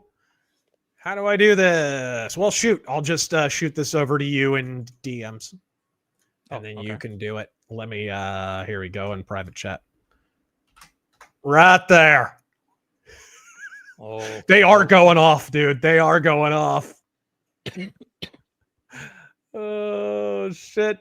The deportations will continue. Yes. Does that have fucking sound? Hold on. Let me share the screen. Yeah, please do. I gotta go back. All right. Thank you, sir. Share screen. Caleb Hammer is a normie, and even he's getting attacked by leftoids. Financial responsibility is right wing now, I guess. Always has been.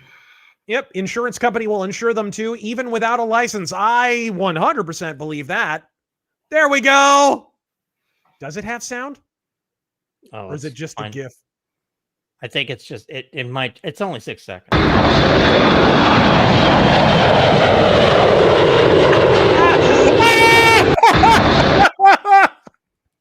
Day or night, ice air remains filled and fueled, transporting illegal aliens to destinations far from here. What?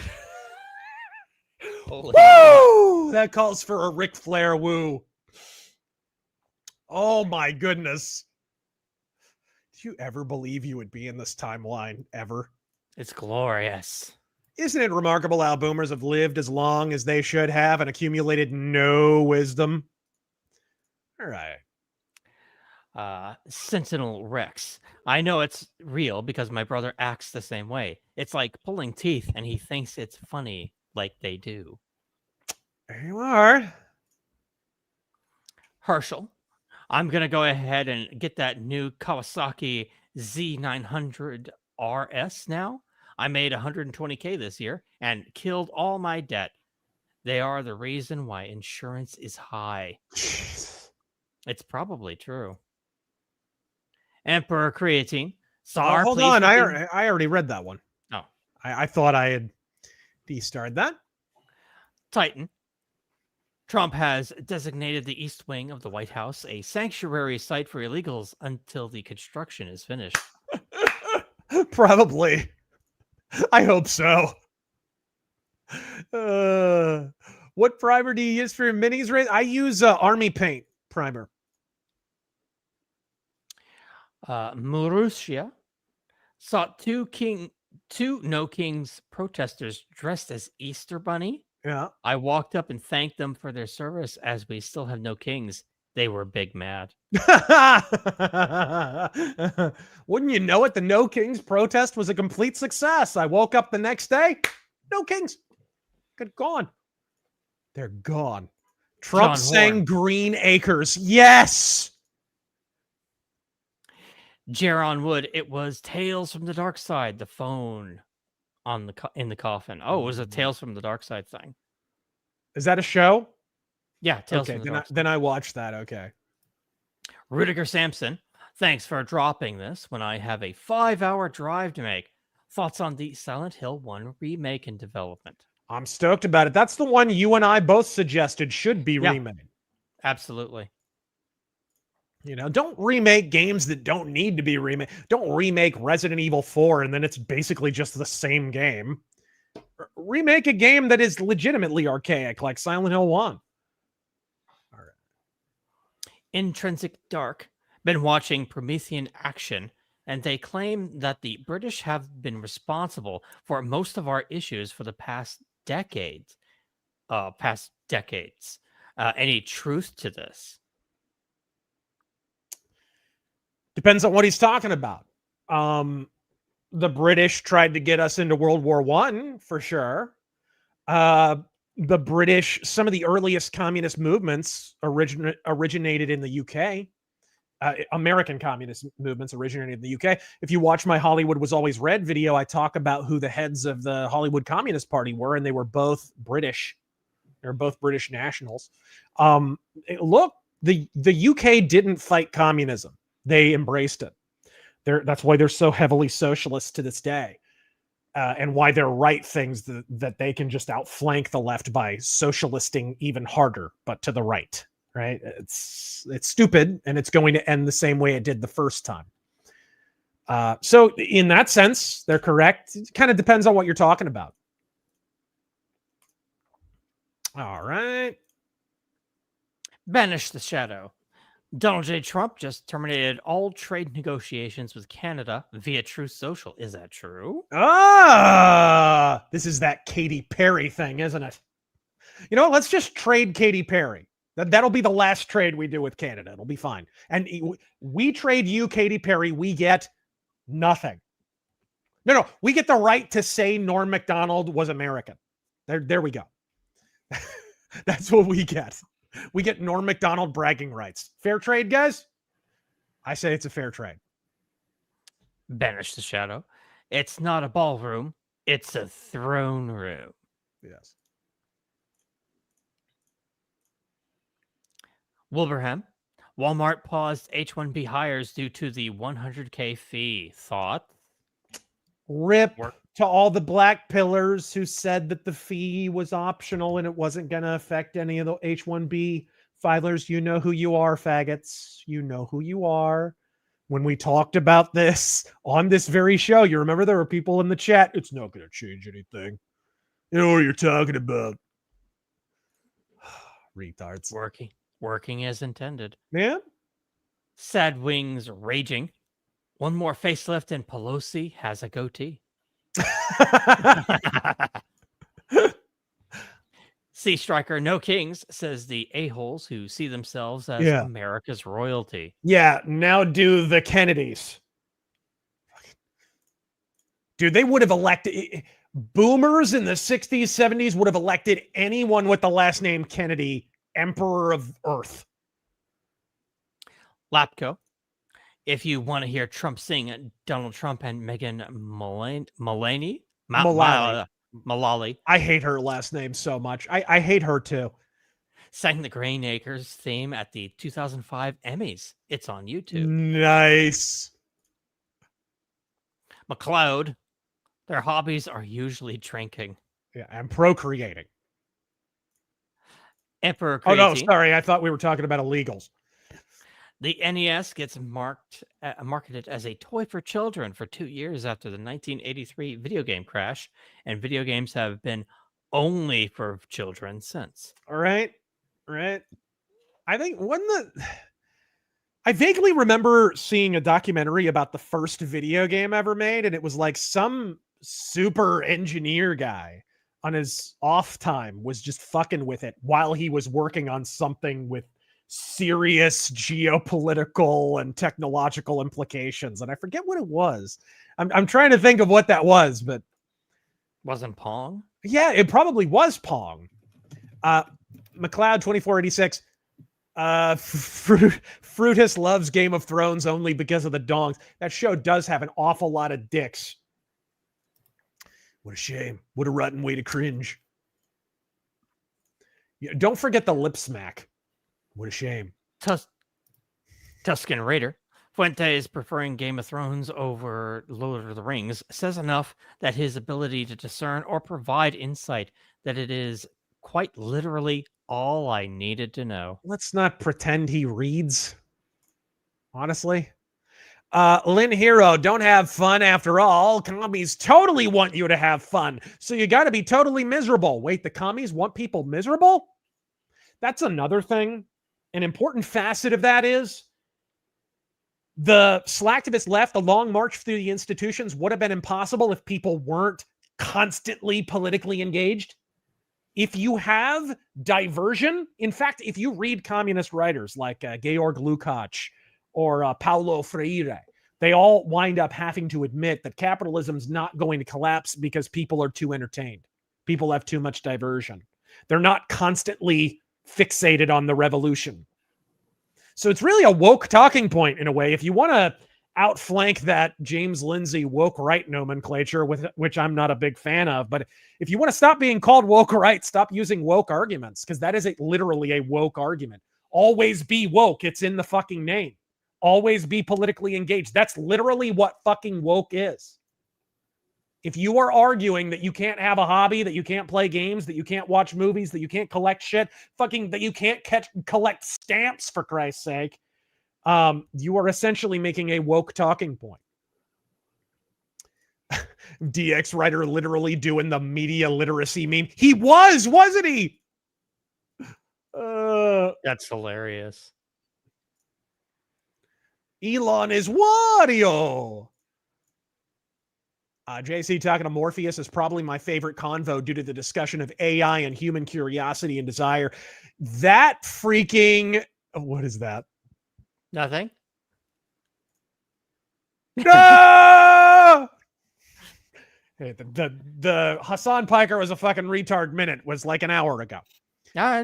It's always a good time. It is true. That conversation is everything the cringy Kojima essayists claim Metal Gear Solid 2 is. Og lives matter. Oh God, remember that crap? Yeah. The Tony Soprano. The No Kings protesters are like my Uncle Jun, petty, vindictive, and never had the making of a varsity athlete. They're better off protesting gabagoo. Gabagoo.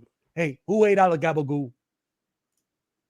What are your thoughts on the literary theory of the death of the author? I'm not sure what you mean.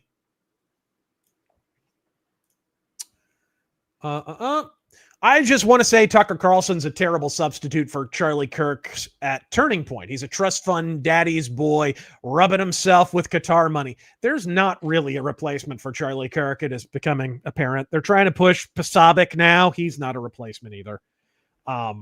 Charlie Kirk was a unique breed of cat. He just was. He had a patience. He had the patience of Job in dealing with people. God love Jack Posobiec. He has me blocked for absolutely no reason, so that tells you how patient he is.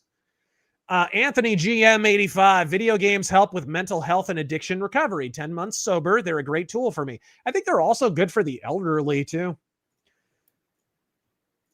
People who are kind of shut in, maybe they have a physical ailment of some kind. They can't do a whole lot of walking around.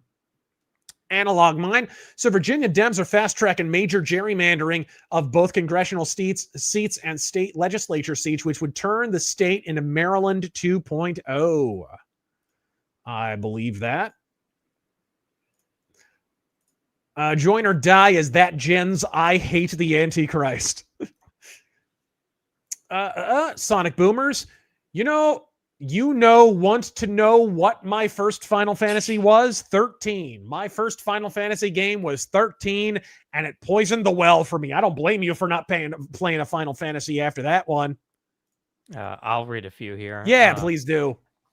Kistriel, Mamdani's theme song is Take the Poo to the Loo. Yes. I think that's the H1B theme song, too. Analog Mind. Christian Heinz. On the Twitter, I know Monarch Cuck, has several tweets heavily detailing the Virginia situation. Virginia's in a similar position as like Arizona, but like way more exaggerated, where we're kind of politically colonized by California to a degree. They are politically colonized by DC, basically. There's a small number of people in one condensed area that kind of run the entire state. Folks, the solution to this, state electoral college. That's the solution. I'm not saying that those large blue cities should not have a disproportionate say in the state's politics, but if 10 different districts, whatever, right, counties, all band together and say we should do the opposite of what the one county wants to do, who the fuck says it's okay for the one county to run the entire state? That is the exact situation the founding fathers were trying to avoid by implementing the Electoral College. And we're reenacting it on a state level all across the country, disenfranchising millions of voters, producers, people who own farmland and factories, people who have actually worked for a fucking living and built something, unlike the blue cities that are essentially just a giant magnet for welfare recipients.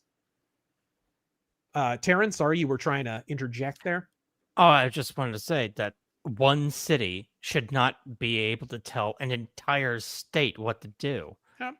It's wrong. It's exactly what the founding fathers were trying to avoid when they implemented the Electoral College. Yeah. They didn't want New York and California telling the rest of the union how to live their fucking lives. Normal man, I miss the truck drivers from the 70s. You know, the convoy types. Oh, you mean the type that get trampled in Canada? Those guys? Look what happens to them. Shackley Rusterford. Not too long ago, there was a news story about Turkish police arresting a Portuguese tourist because they thought he looked gay. No wonder Hassan is scared to go back. Yeah, his metrosexual ass would be fucked. Intrinsic Dark. I remember when being on welfare was embarrassing in the black community. Oh, yeah, dude. Black stand-up comedians used to tell all kinds of jokes around it. Freaking Chris Rock used to have entire bits making fun of welfare recipients and shit. Gangster rap and ghetto TV shows changed the culture. It's a badge of honor now. Yeah, absolutely. Remember how much shit Bill Cosby got for telling fucking gangster rappers to pull their pants up and stop glorifying fucking gangster rap and being on welfare and baby mamas and all that fucking shit? In fact, Hannibal Buress's professionally unfunny ass, his whole thing where basically it ended in Cosby being prosecuted, that was in reaction to Bill Cosby telling Hannibal Buress he's a stupid fuck. Did anybody forget that? Lapco. Trump should get rid of Medicare and let the court overturn him. The number of strokes and infractions would help both financially and demographically. Sometimes apply a little Aikido to the problem. I meant goatsy, not goatee. Autocorrect. Okay. Marine. I don't know how to pronounce it. Marine Alver. I was in Sri Lanka and India in 2004 for embassy duty.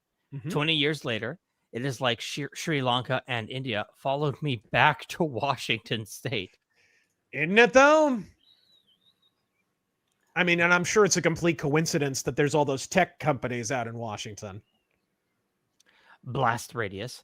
The only reason the Deus Ex writer is whining about Musk now is because Musk is not on the leftist team like he is. If Musk was part of the hive mind, the writer would be praising him. Yeah, the writer, these comments didn't come around until 2022 when Elon Musk started turning a little more conservative. Remember, Elon Musk, Green New Deal guy, he's still very leftist, on a lot of issues. I've been warning people about Elon Musk for a long time.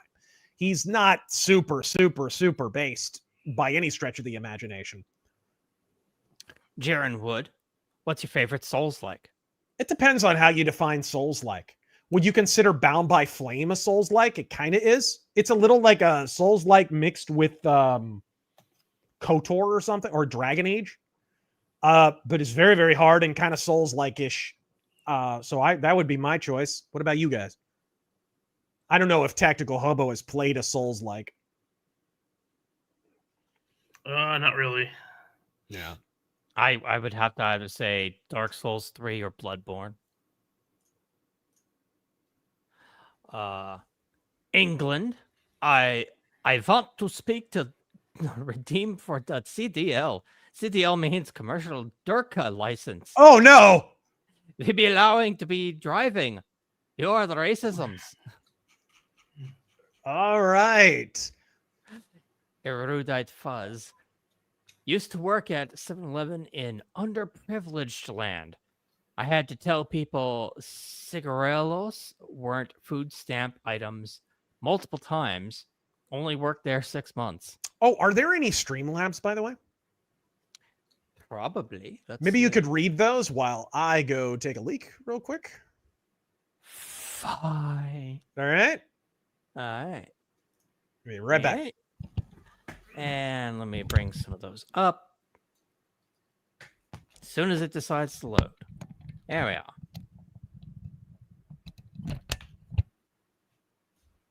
Quit fucking with the mic. Actually not. These are all from the 17th. So I think we're actually good. I'll refresh just in case, but yeah, those are all old. So I can read from Patriotic Cat. During COVID, I had to give homeless and on Skid Row their nearly 2K stim check. I shit you not, they straight up told me how they're getting away with it. I believe it. Sounds about right. The No Kings people, the No Kings people with their vaccine mandates, right? Yeah. Emperor Creatine. It wasn't actually a family of 3 in Florida. It was 3 Haitians. At least one was under temporary protective status. A case of friendly fire? ? What, the new one or the old one? Oh, the old one. That was in Florida, right? Yeah, I forget. I needed to look that one up. Norm L, man. I drove past a truck going over the speed limit on my way back to work. I got out of Dodge as soon as possible. I've begun assuming that driving past trucks is dangerous and try to stay away from them. I mean, you should do that naturally. Dingling. Could you Could the Pajit drivers become the next top horror film monster? Oh my god. Okay. Sorry Big about that, Mike, guys. I don't mean to go on a rant. Ugh. Razor after 3 Dr. Thunders. Unions are the devil. Unions. I don't mean to go off on a rant here, but I don't mean to get all political. You ever have a piss so long it has an intermission in the middle? All right. Razor, as an Irishman, we're accepting a trade agreement if you take back Rosie O'Donnell. No dice. No dice. Nope. All right. Not counting. Oh, yeah. Go ahead. BK movies and games, not counting Thief or your Rushmore of stealth games. How dare you? Splinter Cell, Pandora tomorrow. Let's see here. I actually need to think about that. Splinter Cell, Pandora tomorrow. Probably Styx, 2 Shards of Darkness, Hitman, Blood Money, and I'm trying to think of what the 4th one would be. Blood Money's so good. It is. It is. There's been some good ones. I don't want to leave anyone out. It always sucks when you get to the 4th one on the Mount Rushmore. It always really, really sucks. Can you think of any? Metal Gear Solid. That's not happening. He said stealth games. I'm trying to movies. Well, obviously the vampire stealth of Dark, right? Dude, have you seen how bad Bloodlines 2 looks? Dude, it doesn't even have an inventory, bro. It doesn't have an inventory. It doesn't have guns. It doesn't have a masquerade system in Vampire the Masquerade. The entire RPG system is based around your masquerade. Read the books. Read the tabletop role-playing game. It's the core mechanic in the game. What dog shit. Oh my god. Oh, absolute crap, dude. Just say Vampire the Masquerade, the first one. It's not a stealth game, though. I mean, it could be, though. The way I play it is. I'll throw a unconventional choice, and it's kind of a social stealth game. Very underrated. Mission Impossible for the N64 and PlayStation. That was one of the first games where you could change your appearance and like you had social stealth running around. And dude, I played that game a lot. I played it a lot. All right. My life is a sorry. I'll do it. My life is a complex pastiche. Bought Blood Omen Legacy of Kain recently. Holy Jesus, it's fucking brutal compared to the 3D Legacy of Kain games. Any chance we could get a Razor Fist arcade of it? I don't own it, but if I got it, sure. Mercenary X, on top of that, the military is now doing flybys over civilian airspace and patrols off base. Camp Pendleton has extreme inactivity. And it Okay. has extreme increase in activity. Oh. Lynn Hero. Thoughts on the argument Kamala winning would have been good because the right would be radicalized. Yeah, let's become slaves and then we'll revolt. Oh no, yeah. Hey, how long was Stalin in power? Fucking retards. You're essentially making the argument, hey, whoa, guys. Whoa. Let the Bolsheviks win. We'll be radicalized and revolt. How did that work for Soviet Russia, you catboy fucking fruit? God damn. This is why you don't listen to people who 10 years ago weren't even talking about politics. Fuck. Your frame of reference is a fucking Post-it note. Patriotic Cat. During COVID, I had to give homeless on Skid Row their nearly $2K stim check. I shit you not. They straight up told me how they are getting away. I believe it. So 100%. I read that. Did you? I read that one. I read this one. That one as well. Normal Mans and Dinglings and Big Mike. Okay, cool.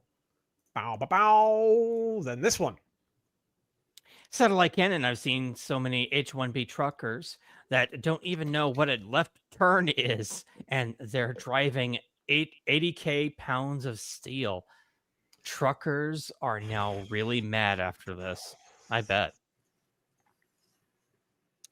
Enigma. The only bad thing about the shutdown is NASA won't go to work watching a 3-eye atlas. Dude, we didn't even talk about the shutdown of NASA or Bill Nye's stupid ass piping up. The fake fucking scientist. The man with no name called Wyatt on the U.S. worker being overpaid and lazy. Do you think it's tied to schools being turned into practically daycare? That and the structure of the American education system, which is, as I've said many times in my Cicero video, for example, when we had an education model more like Cicero, it was like you kind of got to pick what you wanted to do. The current education system is basically you pick a job at the very beginning and then you are trained just for that, like a slave in ancient Rome, essentially. In ancient Rome, when we had more of a Ciceronian system, it was, here's how to think, not what to think. We're going to teach you basically the skills to be able to learn anything that you want. And that, wouldn't you know it, that led to far more educated people who were far more qualified for the work they were going to do. Matthew Hammond, there is an issue with military disability fraud. Of course. Adam, Australia, my home, is so cucked. I want to take my 14-year-old son to airsoft, only to find out it's banned here. Protect your Second Amendment. Never give an inch. They will take the mile, dude.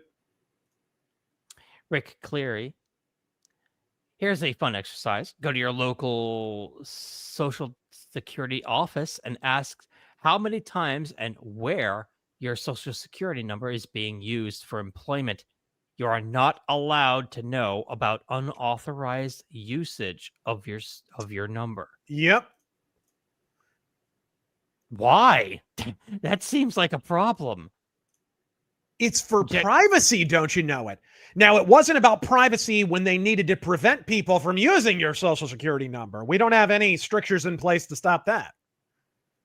Jegs Dino God, I think we're most likely to see the end of large competitive left-wing parties, and we'll get 2 large right-wing parties that differ on minor points.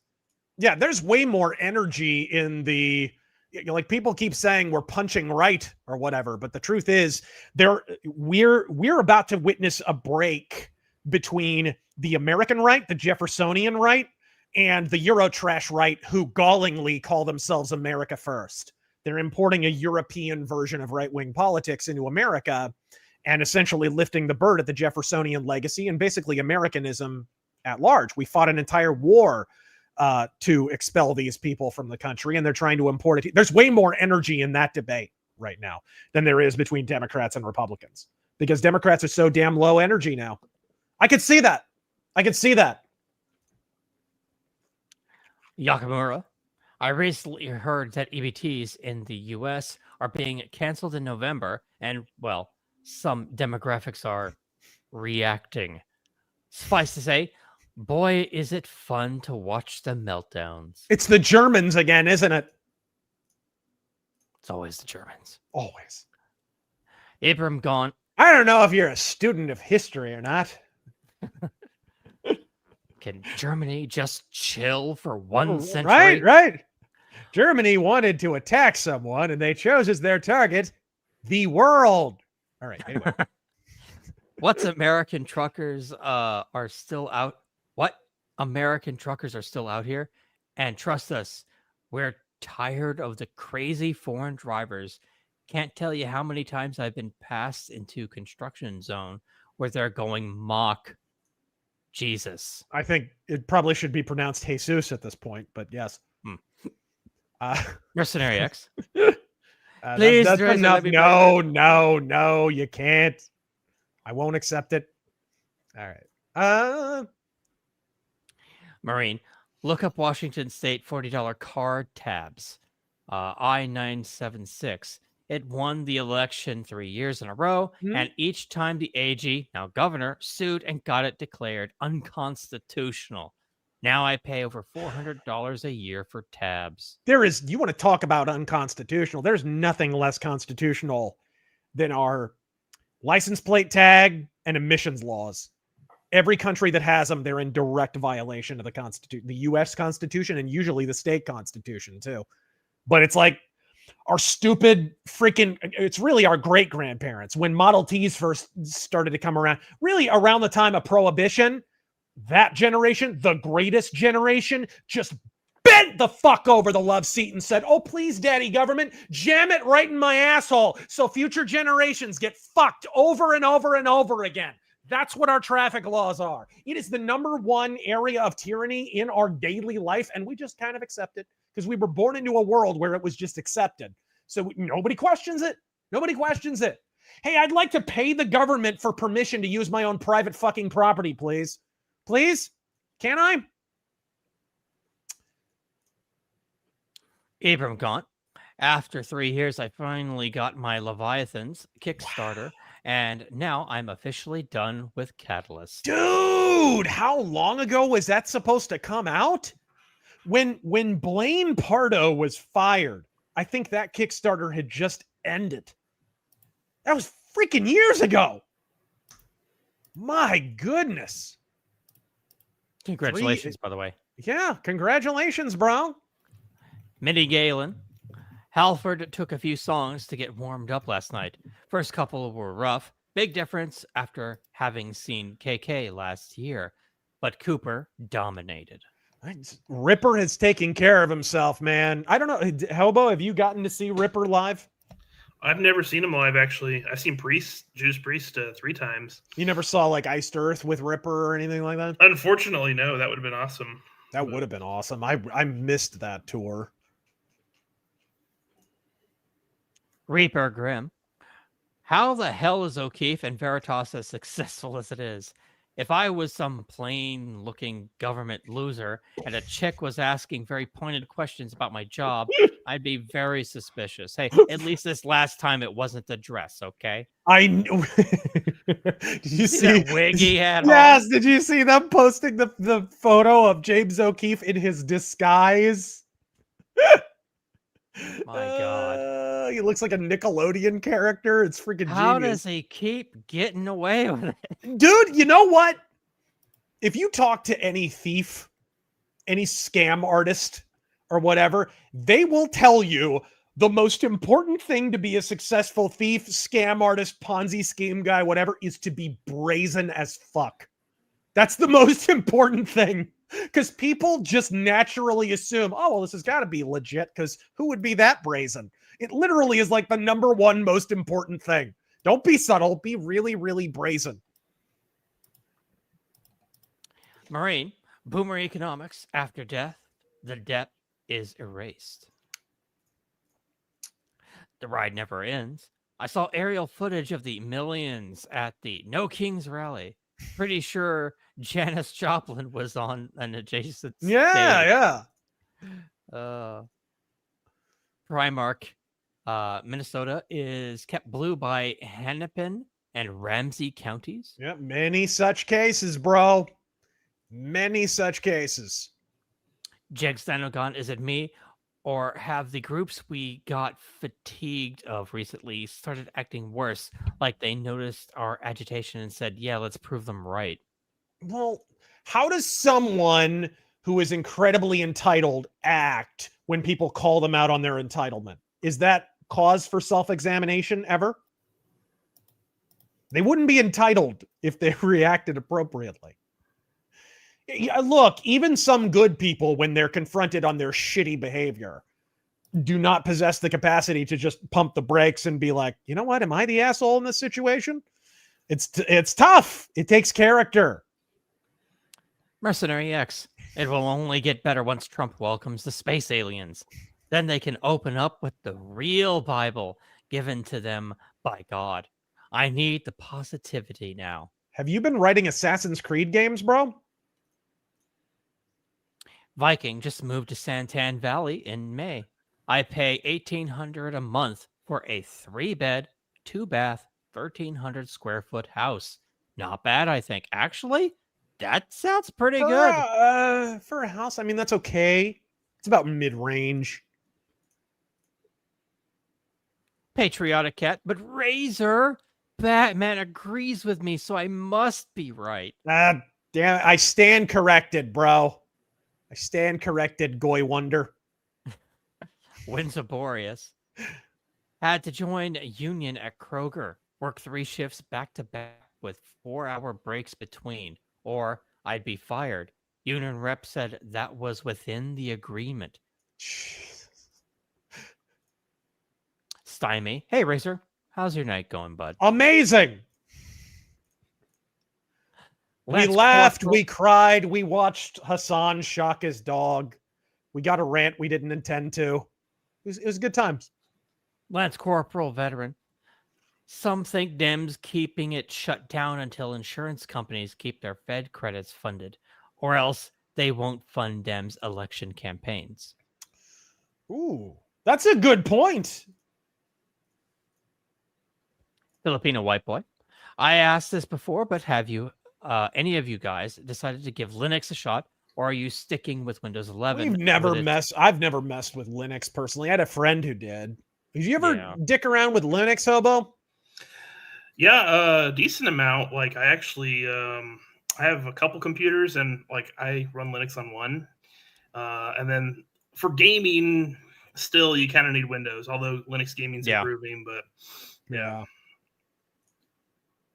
President EX, Alex Jones's controlled Oppo, I think. I actually talk to God. Ah, okay. Oh, I see. Well, thank you for clarifying. Dr. Dipshit's House of Memes. I know the message is greeny slop, but I like Avatar. The Last Airbender? Lance Corporal Hawk. Not the vid. Go to White House Gov site. Scroll to major events timeline. Oh. Okay. Well, while you read this, I'll do that. What is it? Whitehouse.gov? And something about timeline. Mauritia Dark. Look up the official White House webpage documenting the ballroom construction. Scroll down. Timeline roasts Clinton and Obama. Troll level king. Are you fucking kidding me? The ballroom construction timeline. Yeah, I'm not seeing it actually. It's on whitehouse.gov? White House webpage. So, yeah. Official White House webpage, it says. I'm looking for it. Don't worry about it. Go ahead and read. Oh, I mean, you have to keep. Skyrim the Shrimp. One of the only company I'll stick by is Daisy. They have 4 or 5 ingredients compared to the paragraph of ingredients of the competitors. Mm-hmm. Okay. Let me see if I can. Yeah. A Reaper Grim. The dark vampire video game was actually all right. Not bad, not great. I think people shat on it because people wanted Vampire the Masquerade 2. Yeah. My life is a complex pastiche. Brutal, as in the gore in it, not the difficulty. You got shurikens that flay people and can blow people to shitlets with lightning. It's glorious. All right. Emperor Creatine. You're too late, Rabbi Batman. I've already donated all the proceeds for the Holocaust Orphans Fund to the Anti-Circumcision League. You'll never have your Botox injections again. All right. Huh. I'm not seeing I'm not seeing it. I'm not seeing a timeline of it. I see the countdown for how long the Democrats have shut down the government. I'm seeing a lot of stuff, but I'm not seeing that. Issues, maybe? No, I'm not seeing this. I can't find it. I'm having a boomer moment myself. Ooh, I like this.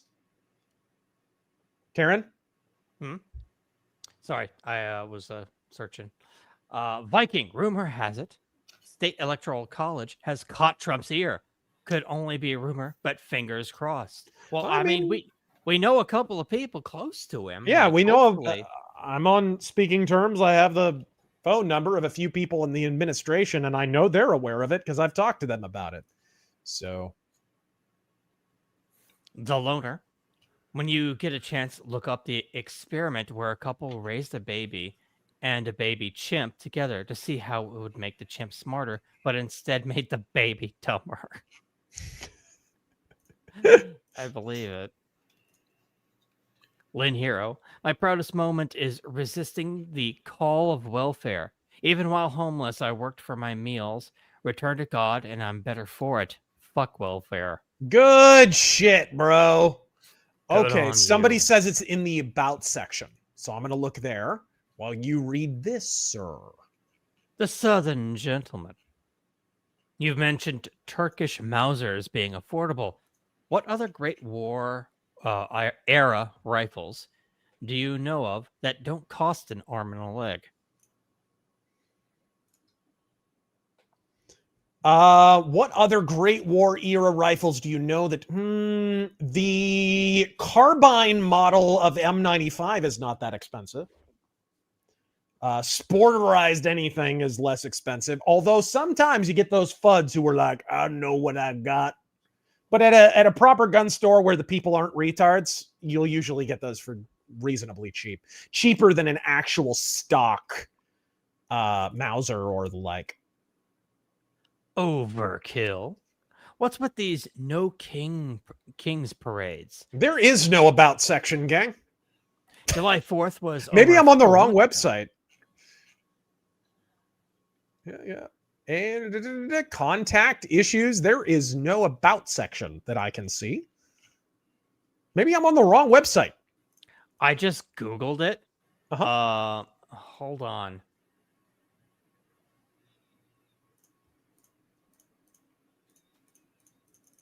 Okay.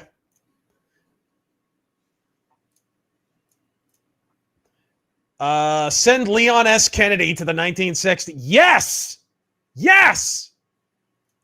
Godspeed. I said this before, pastimes are freedom from the cult. The deportation shall continue until morale improves. DHS ICE posting is literally the Amadeus meme 24/7. Yes, it is. We needed Trump singing My Way. All right. Skyrim the Shrimp. The problem is the right just sits on their asses until it gets bad, and then they say, well, it doesn't affect me, so it's not my problem. Very true. The Battle of Athens, Tennessee is the go-to example of useless Republicans. Are both parties have changed tactics since the 1940s? That was written very strangely. Matt Christensen did a video. Surprised by the fraud in EBT like buying drugs. Grew up in Section 8 housing. Saw it everywhere. Glad more or no. Dude, Section 8 housing is the worst. The absolute worst. There's a Section 8 housing nearby. It caught on fire. Like, I don't know, like a week and a half ago. What's up? So I found it. Okay. Where was it, by the way? Whitehouse.gov. About the White House. The White House. Major events timeline. Here, let me actually get back to you and share it. White House. There we go. Can you see it? Yeah. 1998. The Bill Clinton scandal. President Bill Clinton's affair with intern Monica Lewinsky. Muslim Brotherhood visit. Yeah, we're getting to it. The Oval Office fueled impeachment for obstruction. Muslim Brotherhood visit. Obama hosts members of the Muslim Brotherhood, a group that promotes Islamist extremism and has ties to Hamas. The Muslim Brotherhood is a designated terrorist organization by nearly a dozen nations. Yes! This is on the White House's official page. How is this real? Fuck. How is it real? How is this real? Is this the real life? Is it just fantasy? All right. What? Holy shit! Cocaine discovered. Yep. We'll just skip And that. a picture of Hunter. There was cocaine. During Biden's administration, a U.S. Secret Service agent discovered a small zippered plastic bag containing cocaine in the U.S. entrance lobby. Oh my God! Speculation I'm gonna pee my pants. Has pointed to Hunter Biden, an admitted drug user. Additional evidence includes a laptop seized in 2019, which contains photos of frequent drug use alongside emails about foreign business dealings with the Ukraine and China involving his father, Joe, while he was vice president. Oh my gosh. Oh my God. This is incredible. And then Trans Day of Visibility. The Biden-Harris administration hosts transsexuals at the White House in 2023 and goes on to establish the Transgender Day of Visibility on the same day as Easter Sunday in 2024. Well, it's a shame that he skips over Obama's renovations of the White House. Yeah, it's a shame. It is a shame indeed. That was special. Thank you for whoever told us about that. Indeed. That was a worthwhile detour. All right. Haven't changed the things. All right. Who's older, Pelosi or Tut? I know whose mucous membranes are drier. Let's just say that. And I'm not going to say. I don't think I should say. Folks, this has been a fine offensive. Thank you, one and all, for joining us. Until next time, for Tactical Hobo and Terran Gal, I am Razor Fist. Godspeed!